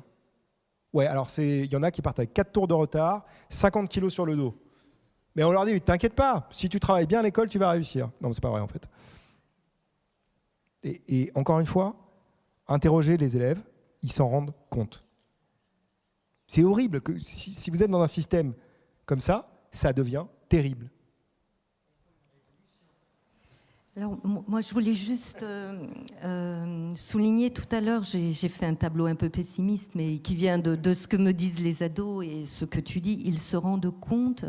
Et je soulignais aussi, alors je pense qu'il faut qu'on continue à travailler sur la pédagogie. Je pense que là, il y a un ressort qui est tout à fait intéressant et c'est assez pertinent de voir des pédagogies anciennes revenir au devant de la scène et être réinterprétées au regard des évolutions sociétales. Deuxièmement, la question de la souffrance des enseignants aussi, on a beaucoup publié dans notre laboratoire, c'est-à-dire eux-mêmes les enseignants, quel sens mettent-ils sur leur travail, quelle place a encore la relation pédagogique lorsque dominent les programmes ultra cadenassés, aliénants, les évaluations, ils sont pris aussi dans des enjeux structurels et politiques. Et comment on peut travailler avec eux dans le cadre d'analyse de pratiques professionnelles, par exemple. À nouveau, moi, je reviens sur le terrain de manière très pragmatique pour dénouer ces éléments qui sont éminemment pessimistes, mais il y a des enseignants qui s'inscrivent dans des pédagogies de projet, qui font venir des chercheurs dans les classes et qui ont vraiment trouvé des outils pour remobiliser les jeunes et les aider à développer leur réflexivité, apprendre, à vivre avec l'autre et à voir que l'autre n'est pas une menace mais nous enrichit. Voilà, je voulais aussi souligner qu'il y a des dynamiques extrêmement positives dont on peut se ressaisir, mais c'est vrai qu'on a un ministère qui a changé 4 ou 5 fois de ministre en 5 ans, donc toute cette peu de prise de considération du ministère de l'Éducation nationale montre aussi à quelle place est mise l'éducation. Voilà. Mais à nous de ne pas nous laisser embarquer là-dedans. Oui, et pour rebondir, en fait, au départ, les enseignants, on les recrutait sur la maîtrise d'un contenu. Tu as une maîtrise d'histoire, tu seras prof d'histoire. On ne se posait pas la question de savoir est-ce qu'ils avaient quelques connaissances sur le mode de fonctionnement et donc, ce que vous êtes en train de dire, c'est qu'il faut revoir complètement la formation des enseignants eux-mêmes pour leur apporter ce que vous venez de dire, des éléments. Comment se construit l'intelligence, comment je peux favoriser. Oui, moi ce que je souligne, mais je pense dans l'INSPE actuellement, l'Université de Lorraine, il y a vraiment des contenus très riches sur la question neurodéveloppementale, sur les mécanismes d'apprentissage. Et je trouve qu'il y manque souvent une place sur la question du lien, de la relation pédagogique, de l'interaction, y compris du lien avec les familles. Et c'est vraiment un travail de terrain que je mène. Et donc, première phase, la question du lien dans une dimension écosystémique, famille, élèves, enseignants, et la dimension de l'analyse de pratiques professionnelles. Comment les enseignants, face à des difficultés nouvelles, à des élèves démotivés, à des élèves qui manquent de repères éducatifs, comment, puisque aujourd'hui ils éduquent et ils instruisent, ça a changé aussi, comment ils trouvent des ressources et je pense que les ressources, elles viennent du groupe aussi, du groupe enseignant. C'est ce qu'on met en place dans les INSPE. Alors pour rebondir sur cette dimension et faire le lien avec la société, c'est vrai que vu de l'intérieur, en fait, c'est paradoxal parce qu'on nous dit que les jeunes souffrent de plus en plus à l'école et on le voit, hein. Enfin, c'est vraiment très net, hein. Il y a une évolution majeure. Avant, on avait un jeune en difficulté psychologique peut-être par année. Maintenant, c'est au moins un par classe, quand c'est pas 2, quand c'est pas 3. Parfois des difficultés vraiment très, très sévères. Mais nous, on a souvent l'impression qu'on n'a jamais été aussi bienveillant, qu'on n'a jamais essayé autant de résister à la pression qu'on nous demande de faire peser à travers l'évaluation Parcoursup, qui est devenue une obsession de plus en plus tôt. Et donc finalement, est-ce que c'est pas la société telle qu'elle fonctionne aujourd'hui qu'il faudrait interroger? C'est-à-dire, est-ce que cette société-là est un soutien à l'éducation ou au contraire un obstacle à l'éducation de nos jeunes en fait et à leur développement? Vaste question, mais... Moi, je vais bien commencer parce que je pense que vous mettez le doigt sur une dimension qui est effectivement une dimension importante du problème. Je pense qu'on est quand même dans une première fois dans l'histoire où il y a une vision aussi négative de la jeunesse. C'est-à-dire que dans le discours public, dans le discours des décideurs publics, le discours sur la jeunesse, c'est plus un discours d'espérance, c'est plus la nouvelle génération qui va amener du changement, de l'espoir pour la société. C'est devenu un discours systématiquement négatif. C'est-à-dire que et c'est pas simplement un discours qui est négatif, c'est-à-dire que la décision publique à leur encontre est négative. Je rappelle que vous pouvez être aujourd'hui verbalisé si vous êtes un groupe de jeunes devant un immeuble. Il y a une loi qui a été passée. Alors certes, elle répondait à une problématique dans les quartiers potentiellement quartiers politiques de la ville, mais la réalité, c'est que si vous êtes un groupe de jeunes, globalement, vous êtes potentiellement verbalisable parce que vous n'avez pas à être en groupe sur l'espace public. L'autre dimension, c'est où sont les enfants dans la société ? Il n'y a plus d'enfants dans la société, dans l'espace public. Ils ont disparu. Ils ont disparu complètement de nos espaces publics.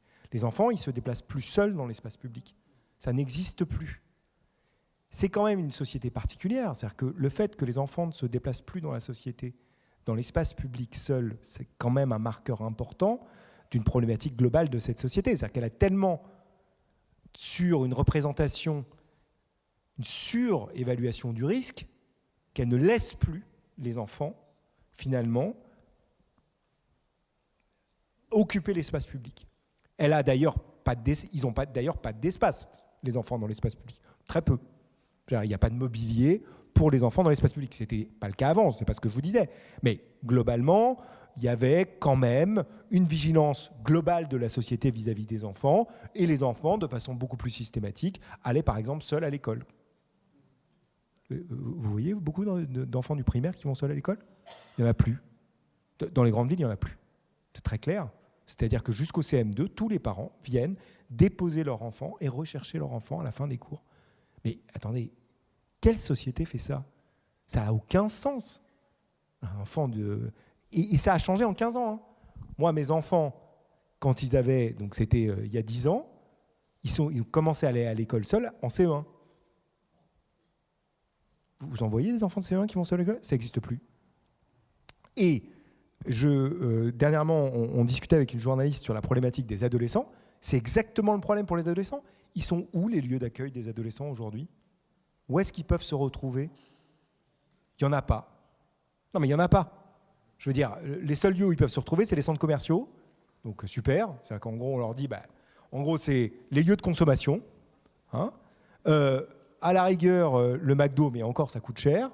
Mais en fait, le lieu où nous, on a passé notre adolescence, c'est-à-dire le café, parce qu'il faut être clair, hein, on a passé notre adolescence au café, je pense que c'était la même chose pour vous, en fait, c'est inatteignable dans un certain nombre de villes aujourd'hui. Vous ne pouvez pas aller au café à 10 ou 15 en consommant 3 cafés, parce que c'est ce qu'on faisait. Je veux dire, on se faisait foutre dehors, je veux dire, on ne se faisait pas, mais on restait quand même au moins 2 heures. C'est impossible aujourd'hui à Paris, vous ne pouvez pas aller dans un lieu comme ça à 10 ou 15 en prenant, parce que déjà, la réponse qu'il va y avoir des gens à l'intérieur du café va être une réponse de rejet. Ce n'est pas supportable d'avoir 15 jeunes comme ça qui arrivent dans l'espace public. Je rappelle quand même que la dernière décision de la SNCF, pourtant je pratique à peu près tous les jours, c'est d'avoir interdit certains wagons aux enfants de moins de 12 ans. Mais on parle d'adolescents quand même. Hein. Donc pour certaines catégories de voyageurs, avoir un enfant de 12 ans dans son wagon... Moi, je suis désolé, hein, généralement, ceux qui m'embêtent le plus, c'est les adultes. Hein, je veux dire, ceux qui passent leur temps à parler au téléphone portable ou qui font leurs réunions Zoom. Si vous êtes en première, c'est des réunions Zoom. Donc, les mecs font des réunions Zoom tranquillement dans le wagon. Ce n'est pas le problème des enfants. En fait, ce qu'on ne supporte plus dans notre société, c'est que les enfants soient des enfants. C'est-à-dire qu'ils courent, qu'ils rient, qu'ils fassent du bruit. Alors, certes, je ne vous dis pas qu'il ne faut pas qu'il y ait de règles, hein, mais un enfant, ça reste un enfant en fait. Il a le droit de rire, il a le droit de courir, que ce soit dans un lieu public, voire même au restaurant. La réalité, c'est qu'on se plaint tous du temps que passent les enfants devant les écrans et les adolescents. Mais c'est notre choix collectif. C'est nous qui les avons mis devant les écrans. On les a mis dans les écrans, dans les trains, parce qu'on ne peut pas supporter qu'il y ait un enfant qui fasse du bruit, qui rigole ou qui fasse un jeu un peu turbulent. Et on les a mis devant les écrans à la maison, parce qu'en fait, on a moins peur qu'ils soient à la maison devant leur écran qu'ils soient dehors dans la société. Ne cherchez pas, hein. C'est ça l'explication, en grande partie. Ou en tout cas, c'est une des explications. Et il va falloir qu'on fasse quelque chose, hein, parce que ce n'est pas une bonne nouvelle que des adolescents et que des enfants ne se déplacent pas seuls dans l'espace public. Ce n'est pas une bonne nouvelle que les enfants n'apprennent pas à prendre des risques.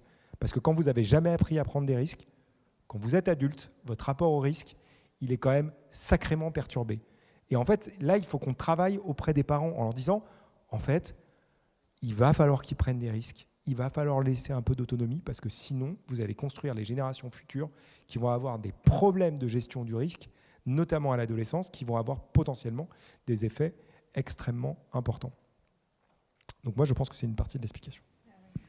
Il y a un livre américain de Jonathan Haidt, Génération anxieuse, qui analyse ça très bien, en fait, qui montre effectivement qu'il y a eu un moment où il y a eu une insécurité globale ou un sentiment d'insécurité globale qui augmentait.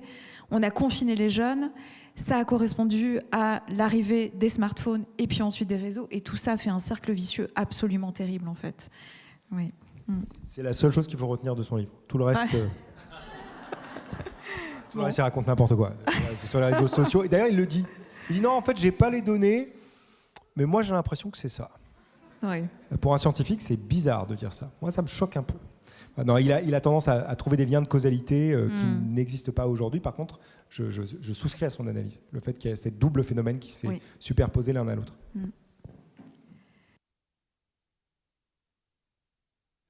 Oui. Au-delà de la pédagogie, faudrait-il éduquer les jeunes à la santé mentale comme on les éduque à la santé physique ou à l'éducation sexuelle et affective? On arrive aux pistes. Hein. Voilà. Oui.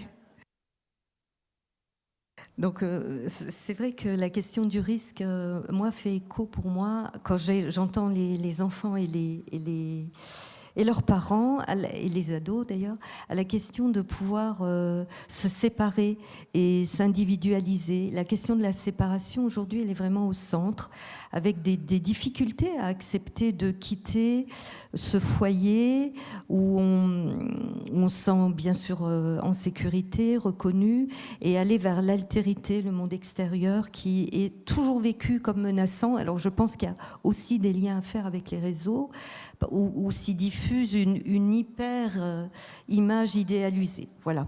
Donc c'est dur de prendre les risques d'être soi quand sans cesse sont présents des idéaux très massifs. Alors sur les pistes, moi je lisais pour préparer cette intervention dernièrement peut-être que tu la connais Grégoire, le 4e baromètre enfance et numérique de la Fondation pour l'enfance, où ont été interrogés des jeunes de 8 à 15 ans. Et je me disais, waouh, c'est optimiste. Je voudrais finir sur une note optimiste. Presque 70% des jeunes de 8 à 15 ans interrogés dans cette enquête, 70% disent que le contrôle parental est une bonne chose. Donc ils demandent du cadre, ce qui ne m'étonne pas. 68% approuvent l'idée d'une école sans téléphone. 35% des 8-15 ans aimeraient qu'il y ait plus de moments sans écran à la maison.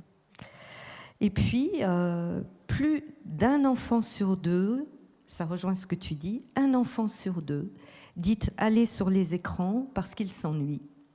Donc, nous aussi, nous avons à interroger nos propres relations aux écrans et au temps. Vous demandiez également sur les pistes, c'est ça? Oui. Ouais. S'il fallait proposer une éducation à la santé mentale pour les jeunes, comme il y a une éducation à la santé physique, à la vie affective.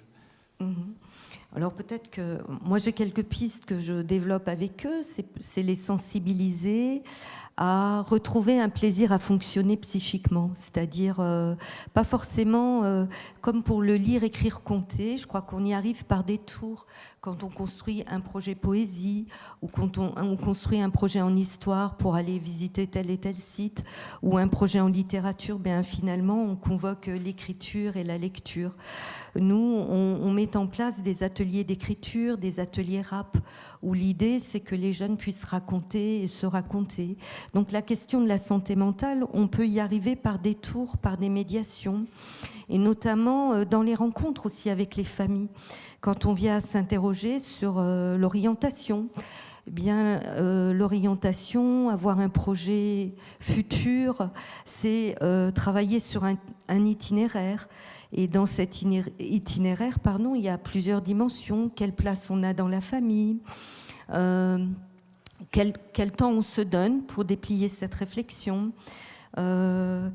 Qu'est-ce que la vie privée aujourd'hui pour les jeunes ? Donc Grégoire disait on n'a plus de lieux pour les jeunes. Alors il y a des lieux quand même dont ils parlent. Déjà leur chambre. Comment sont-ils dans leur chambre ? Qu'est-ce qu'ils y font ? Le city, le skatepark, les clubs de sport, les clubs de théâtre. Qu'est-ce que la vie privée ? Comment on peut revenir avec eux sur une idée de ralentir, de ne plus être dans l'immédiateté, de réfléchir à ce qu'est un loisir, menant à la possibilité d'interroger ce qu'est la vie, comment on a envie d'être plus tard, si on a envie d'être parent ou pas, fonder une famille ou pas, quel type de métier, qui gagne ou pas. Et moi, je monte des projets de recherche et j'en ai un que je porte sur capacity. Donc le terme dit ce qu'il dit, capacity. CAPA, CITI. Et dans ce projet, l'objectif essentiel, c'est de recueillir la parole des jeunes. Et dans cette parole, ils savent dire, lorsqu'on est disponible et à l'écoute, ils savent dire ce qu'ils veulent, ce qu'ils attendent de notre société.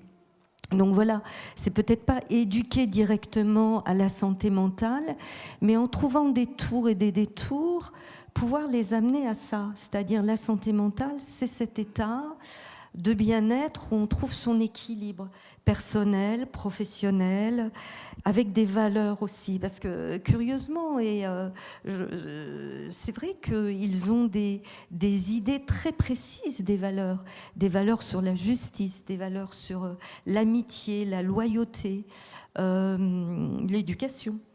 Et je crois que notre travail, y compris avec les enseignants, les psychologues, dans le soin, les pédopsychiatres, les psychiatres, les services sociaux, les éducateurs, c'est de revenir à la défense des droits des jeunes en écoutant ce qu'ils ont à dire et en ramenant devant les pouvoirs publics et les politiques cette parole des jeunes.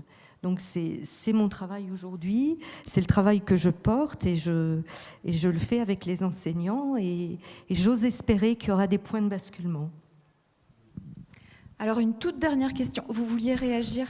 Non, mais je suis tout à fait d'accord, c'est vrai que c'est difficile de penser une éducation à la santé mentale en tant que telle, décontextualisée. Je pense qu'effectivement, il y a aussi une alliance éducative à trouver, c'est-à-dire que ça ne peut pas se faire qu'à l'école. Ça serait un peu surprenant d'ailleurs que ce soit contextualisé que dans le cadre scolaire. Ensuite, que l'école doive s'assurer qu'en tout cas, elle assure le bien-être scolaire de l'élève. Ça, c'est un enjeu et elle peut effectivement en discuter. Et puis, quand même rappeler qu'il y a quand même beaucoup d'études qui ont montré que travailler sur les compétences dont on parlait, celles-là même, et les compétences sociales et émotionnelles, c'est quand même le meilleur moyen venu avant l'adolescence de prévenir les risques effectivement de difficultés psychologiques qu'il peut y avoir au cours de l'adolescence. Et ça va largement au-delà. Merci beaucoup, c'est déjà la 3e bouteille. C'est de l'eau, hein, je vous promets, je ne suis pas en train de boire du vin en catimini alors que vous êtes en train d'attendre. Il y a effectivement tout un champ de recherche qui montre très bien que c'est aussi avant l'adolescence qu'il faut agir. C'est beaucoup plus difficile d'agir, oui, et après évidemment, mais je veux dire, si on essaie de prévenir les difficultés que vont rencontrer les adolescents, il y a aussi tout un travail à faire en amont de l'adolescence. Ça veut dire effectivement leur parler aussi de cette période. C'est-à-dire que ce qui est très surprenant, et c'est pour ça qu'on avait écrit ce livre avec un de mes collègues, c'est de se rendre compte qu'ils connaissent pas grand-chose de cette période de la vie, les adolescents. Ils sont très démunis. C'est quand même des changements psychologiques, des changements corporels, des changements sociaux, des changements émotionnels. Finalement, ils traversent cette période-là sans avoir beaucoup d'informations sur ce qu'ils vont traverser. Et je pense que ça, c'est quelque chose sur lequel l'école peut réfléchir. C'est-à-dire qu'elle peut dire dans le programme, par exemple, de sciences du primaire, on va aborder cette question de qu'est-ce que l'adolescence, la puberté, les changements corporels qui vont s'opérer, le décalage de phase du sommeil, le rôle du sommeil, l'enjeu de ce qui va se passer dans ton cerveau, quelles difficultés ça va avoir au niveau social et émotionnel, pourquoi tu seras très influencé par tes camarades à l'adolescence. Enfin, tout ce qu'on a dit là, c'est des connaissances que doivent avoir les adolescents. Et ça peut constituer une part d'un programme ambitieux pour l'école. Et vous citiez tout à l'heure l'éducation à la vie affective, relationnelle et sexuelle. Je remarque qu'elle est en règle générale jamais faite.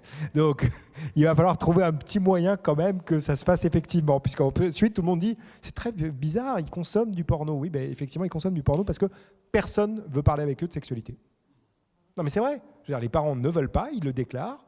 Les enseignants ne veulent pas en parler parce que c'est compliqué d'en parler. Donc, en fait, ils en parlent avec qui? Avec personne. Donc, ils consomment du porno, hein. C'est pas pour s'exciter au début qu'ils regardent du porno. Ils regardent du porno parce qu'en fait, ils ont des questions et que personne répond à ces questions-là. Et je voudrais abonder dans ce qui a été dit. Quand est-ce qu'on écoute la parole des jeunes sur ces dimensions qui les concernent? L'école, ça les concerne. Mais écoutons-les. Quelle école ils veulent? Comment ils veulent construire l'école? Comment ils sont? Tu disais très bien tout à l'heure la question de l'agentivité. Mais l'agentivité des élèves dans une école, elle est fondamentale. C'est-à-dire comment ils pèsent sur la décision et pas simplement oui, un représentant au conseil de classe. Oui, d'accord. Ça n'a jamais rien changé, je veux dire. Donc, comment on fait plus que ça? Et sur la question, et je voulais en revenir, et je voulais juste finir parce que j'ai oublié de le dire tout à l'heure, sur la question de la loi, et ce qui me choque aussi sur cette loi de l'interdiction des moins de 15 ans, c'est qu'on n'a pas entendu la parole des jeunes. Et ils ne demandent pas ça. Ils ne demandent pas ça. Ils demandent du contrôle parental. Ils demandent un certain nombre de choses, mais ils n'ont pas demandé l'interdiction des réseaux sociaux aux moins de 15 ans. Il faut les écouter, il faut les associer. Je ne dis pas qu'il ne faut pas, après, décider qu'on y va quand même, mais faire encore une loi qui les concerne sans les avoir écoutés, et notamment ceux qui viennent de milieux, parce que ceux qu'on n'entend jamais, c'est ceux qui viennent de milieux sociaux défavorisés, parce qu'il se joue dans les milieux sociaux défavorisés des choses très différentes autour du numérique. C'est-à-dire qu'il se joue des mécanismes de socialisation inversée dans lesquels on va valoriser l'écran parce que c'est une façon pour l'enfant d'apprendre quelque chose aux parents, notamment chez des parents qui sont, de ce point de vue-là, en fracture numérique. Et donc, cette espèce de vision qu'on peut avoir parfois de notre position de classe dominante sur qu'est-ce qu'il faudrait faire, je pense qu'il faut qu'on fasse attention et qu'on essaye d'arriver à capter cette parole de cette jeunesse-là qu'on n'entend jamais. Parce que c'est un véritable enjeu pour faire société. Merci beaucoup. On va arrêter là pour nos questions, pour vous laisser la possibilité de poser des questions. Merci beaucoup.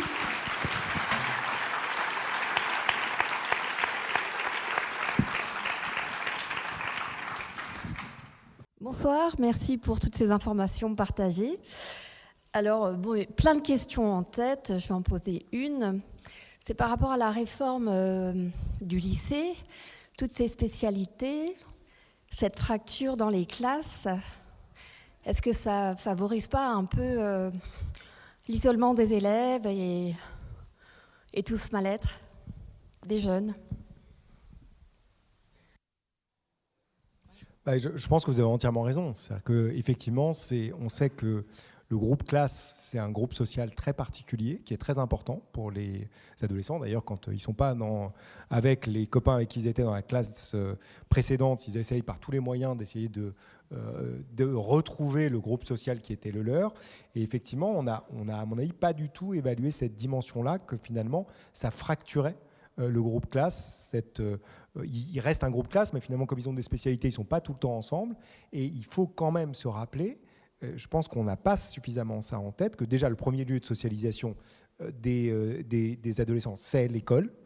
C'est à l'école qu'ils ont leurs liens sociaux privilégiés et que, encore une fois, c'est dans le cadre, c'est dans ces interactions sociales avec leur groupe d'amis qu'on répond à leurs besoins primaires de socialisation. Et ils ont besoin, tu disais, lien d'attachement, c'est ça un lien d'attachement, c'est l'idée que nous, en tant qu'espèce sociale, on a besoin d'interaction sociale.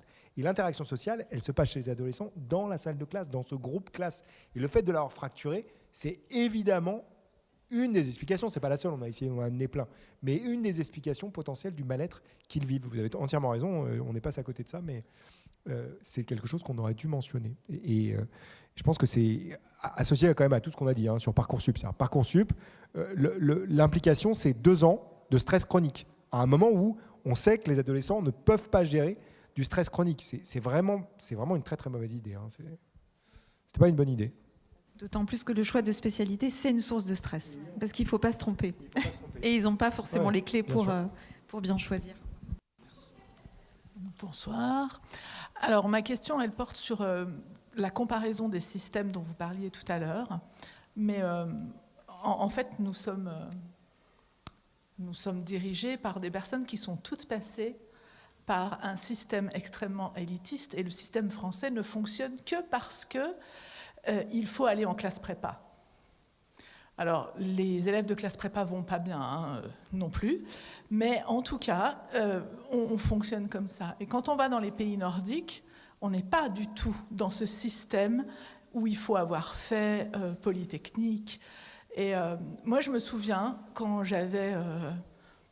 donc, j'ai fait des études brillantes, mais à l'université. Et j'ai compris un jour... Quand j'ai postulé à un travail, j'ai compris que je m'étais trompée, en fait, parce que pour le travail que je voulais faire, il aurait fallu que j'aille au bout d'Hippocagne.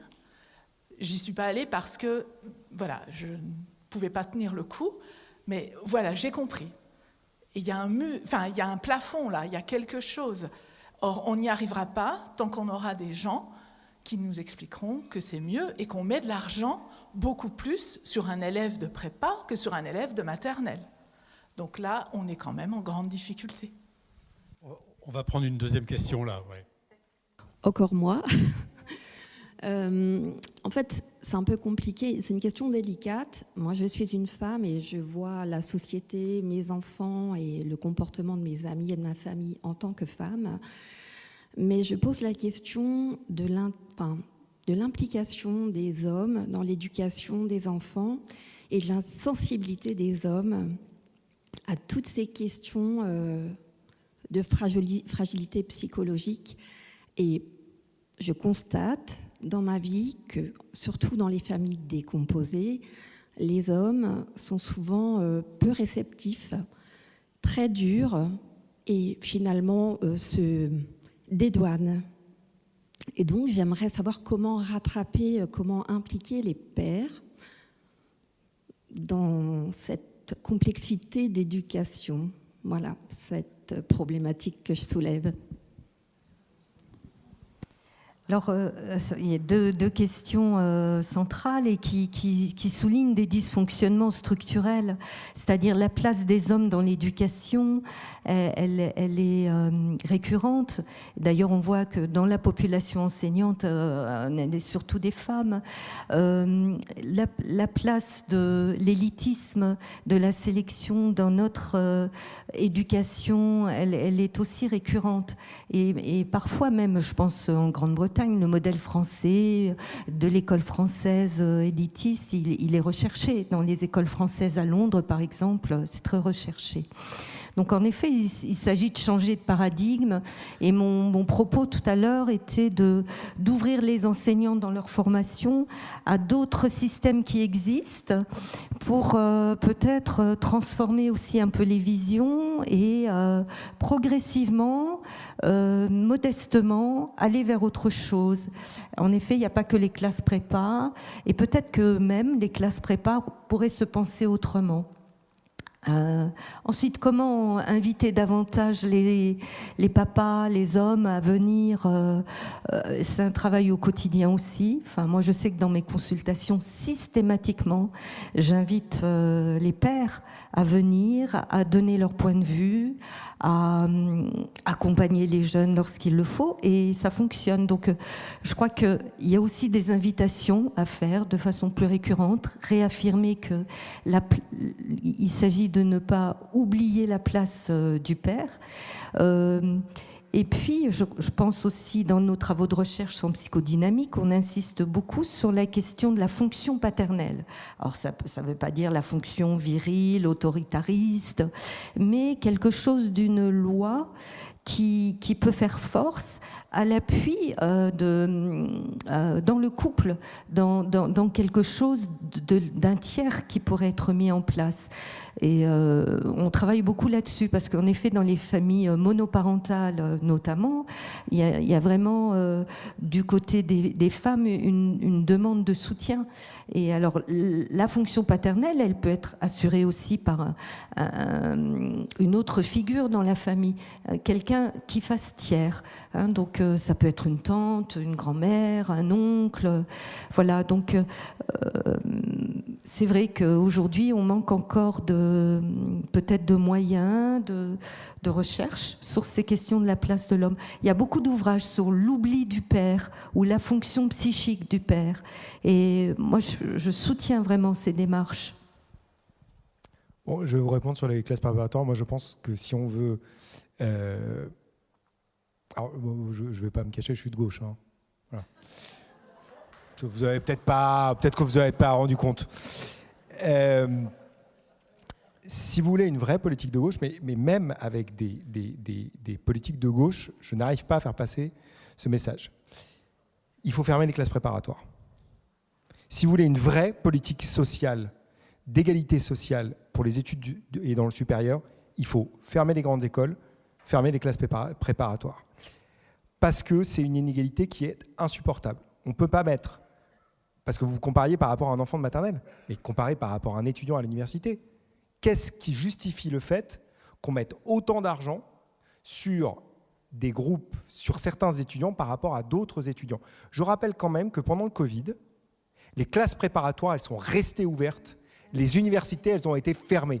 Mais pourquoi? Parce que dans les classes préparatoires, vous avez les enfants de la classe sociale dominante. C'est très clair, je veux dire. Et qu'à l'université, nous, on fait le travail de l'universalisme globalement du système du supérieur, et que donc, c'était pas grave de fermer parce que c'était les classes sociales moins favorisées. C'était les enfants des classes sociales moins favorisées. C'est insupportable. Et moi, je suis pour prendre les profs des classes préparatoires et de les mettre à l'université. Vous allez voir, ça va être transformant, parce qu'effectivement, ça veut dire que tous les étudiants auront des méthodes pour bien apprendre. Et ça, c'est transformant. C'est-à-dire que nous, on a plein de problèmes pour avoir des profs à l'université. On n'a pas assez de collègues. On n'a plus d'argent à l'université. On ferme les classes préparatoires, on récupère les étudiants, on met les agrégés absolument extraordinaires des classes préparatoires et on les met à faire des TD à l'université. Ils vont adorer. Ils vont adorer. Ça va être fantastique, transformant. Vous allez voir, ça va changer les choses. Non, mais je pense qu'il ne faut pas plaisanter là-dessus. Si on veut un système construit comme d'autres systèmes, il y a plein de systèmes, et de systèmes qui marchent très bien. Hein. Aux États-Unis, il n'y a pas de grandes écoles, il n'y a pas de classes préparatoires, il y a des grandes universités. Ben, je suis désolé, la loi LRU, c'est de créer des grandes universités. Il faut qu'on m'explique pourquoi il y a encore des classes préparatoires et pourquoi il y a encore des grandes écoles dans lesquelles, soyons très clairs, il n'y a pas de recherche. Il n'y a pas de recherche. Nous, on fait un travail double. On fait nos heures d'enseignement plus nos heures de recherche. Et c'est exactement le même débat que sur l'école privée. C'est-à-dire que quand on fait porter les fermetures de classes que sur les écoles publiques, ce qui mécaniquement augmente la part d'élèves dans le privé, c'est inadmissible. C'est inadmissible. C'est-à-dire qu'il faut fermer des classes dans les écoles privées, et ça doit être porté par tout le monde. Je ne suis pas en train de dire qu'il faut fermer les écoles privées. Ça, c'est le prochain point de mon programme. Non, c'est pour rien. Tous les gens m'attaquent. Rappelez-vous, voilà. Vous êtes enregistré. Oui, oui. Oh, j'ai été tellement de fois enregistré. Vous êtes sûr que c'est pas enregistré? Oui, oui. Et la dernière chose, je pense que tout ce que tu as dit, je suis entièrement d'accord, et sur la place des pères, en fait, ça se construit aussi au cours de l'éducation. C'est-à-dire que comment on arrive à déconstruire les stéréotypes de genre qui sont encore extrêmement prévalents dans nos systèmes éducatifs et qui font qu'à terme, effectivement, finalement, les petits garçons deviennent des grands garçons qui considèrent que la santé mentale, finalement, c'est pas pour eux. Mais ça les dessert aussi, eux. C'est-à-dire qu'ils ne considèrent pas leurs propres difficultés psychologiques. Et donc, je pense que là, il y a un travail extrêmement important à faire. Et puis, il y a aussi, à mon avis, un travail structurel. C'est-à-dire qu'il faut s'inspirer des démocraties du nord de l'Europe, dans lesquelles le congé parental, il est partagé entre les femmes et les hommes. Parce que ça change tout. Ça change tout. Il faut que ce soit le même temps qu'on donne aux hommes et aux femmes et que ce congé parental il soit réellement coporté par les deux personnes qui sont quand même, ou deux femmes ou deux hommes, peu importe. De toute façon, il y a quand même quelque chose de culturel sur lequel il faut travailler. Voilà. Et puis pour les classes prépa, c'est sûr que voilà, c'est un vaste sujet.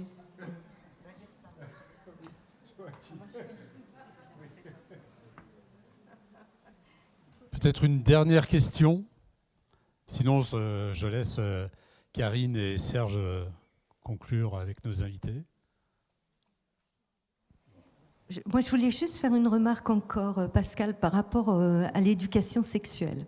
Je voulais nuancer parce que j'entends les ados, ils vont pas tous sur des sites porno et ceux qui y vont, non, mais je veux dire pour s'éduquer sexuellement, c'est un fléau la pornographie. D'ailleurs, on a des collègues qui travaillent sur l'addiction à la pornographie chez les très jeunes. Et là aussi, on voit que le manque de contrôle est problématique. Mais il y a les teen séries, Sex Education et beaucoup d'autres choses qui leur ont permis, ce qu'on n'avait pas nous, de découvrir le rapport à l'autre, la sexualité, le corps, la question du consentement. Voilà. Donc je voulais aussi souligner qu'il y a des supports qui s'ouvrent à eux et qui sont aussi intéressants. Eh bien, merci beaucoup pour tous ces éclairages. C'était vraiment très intéressant. Merci vraiment.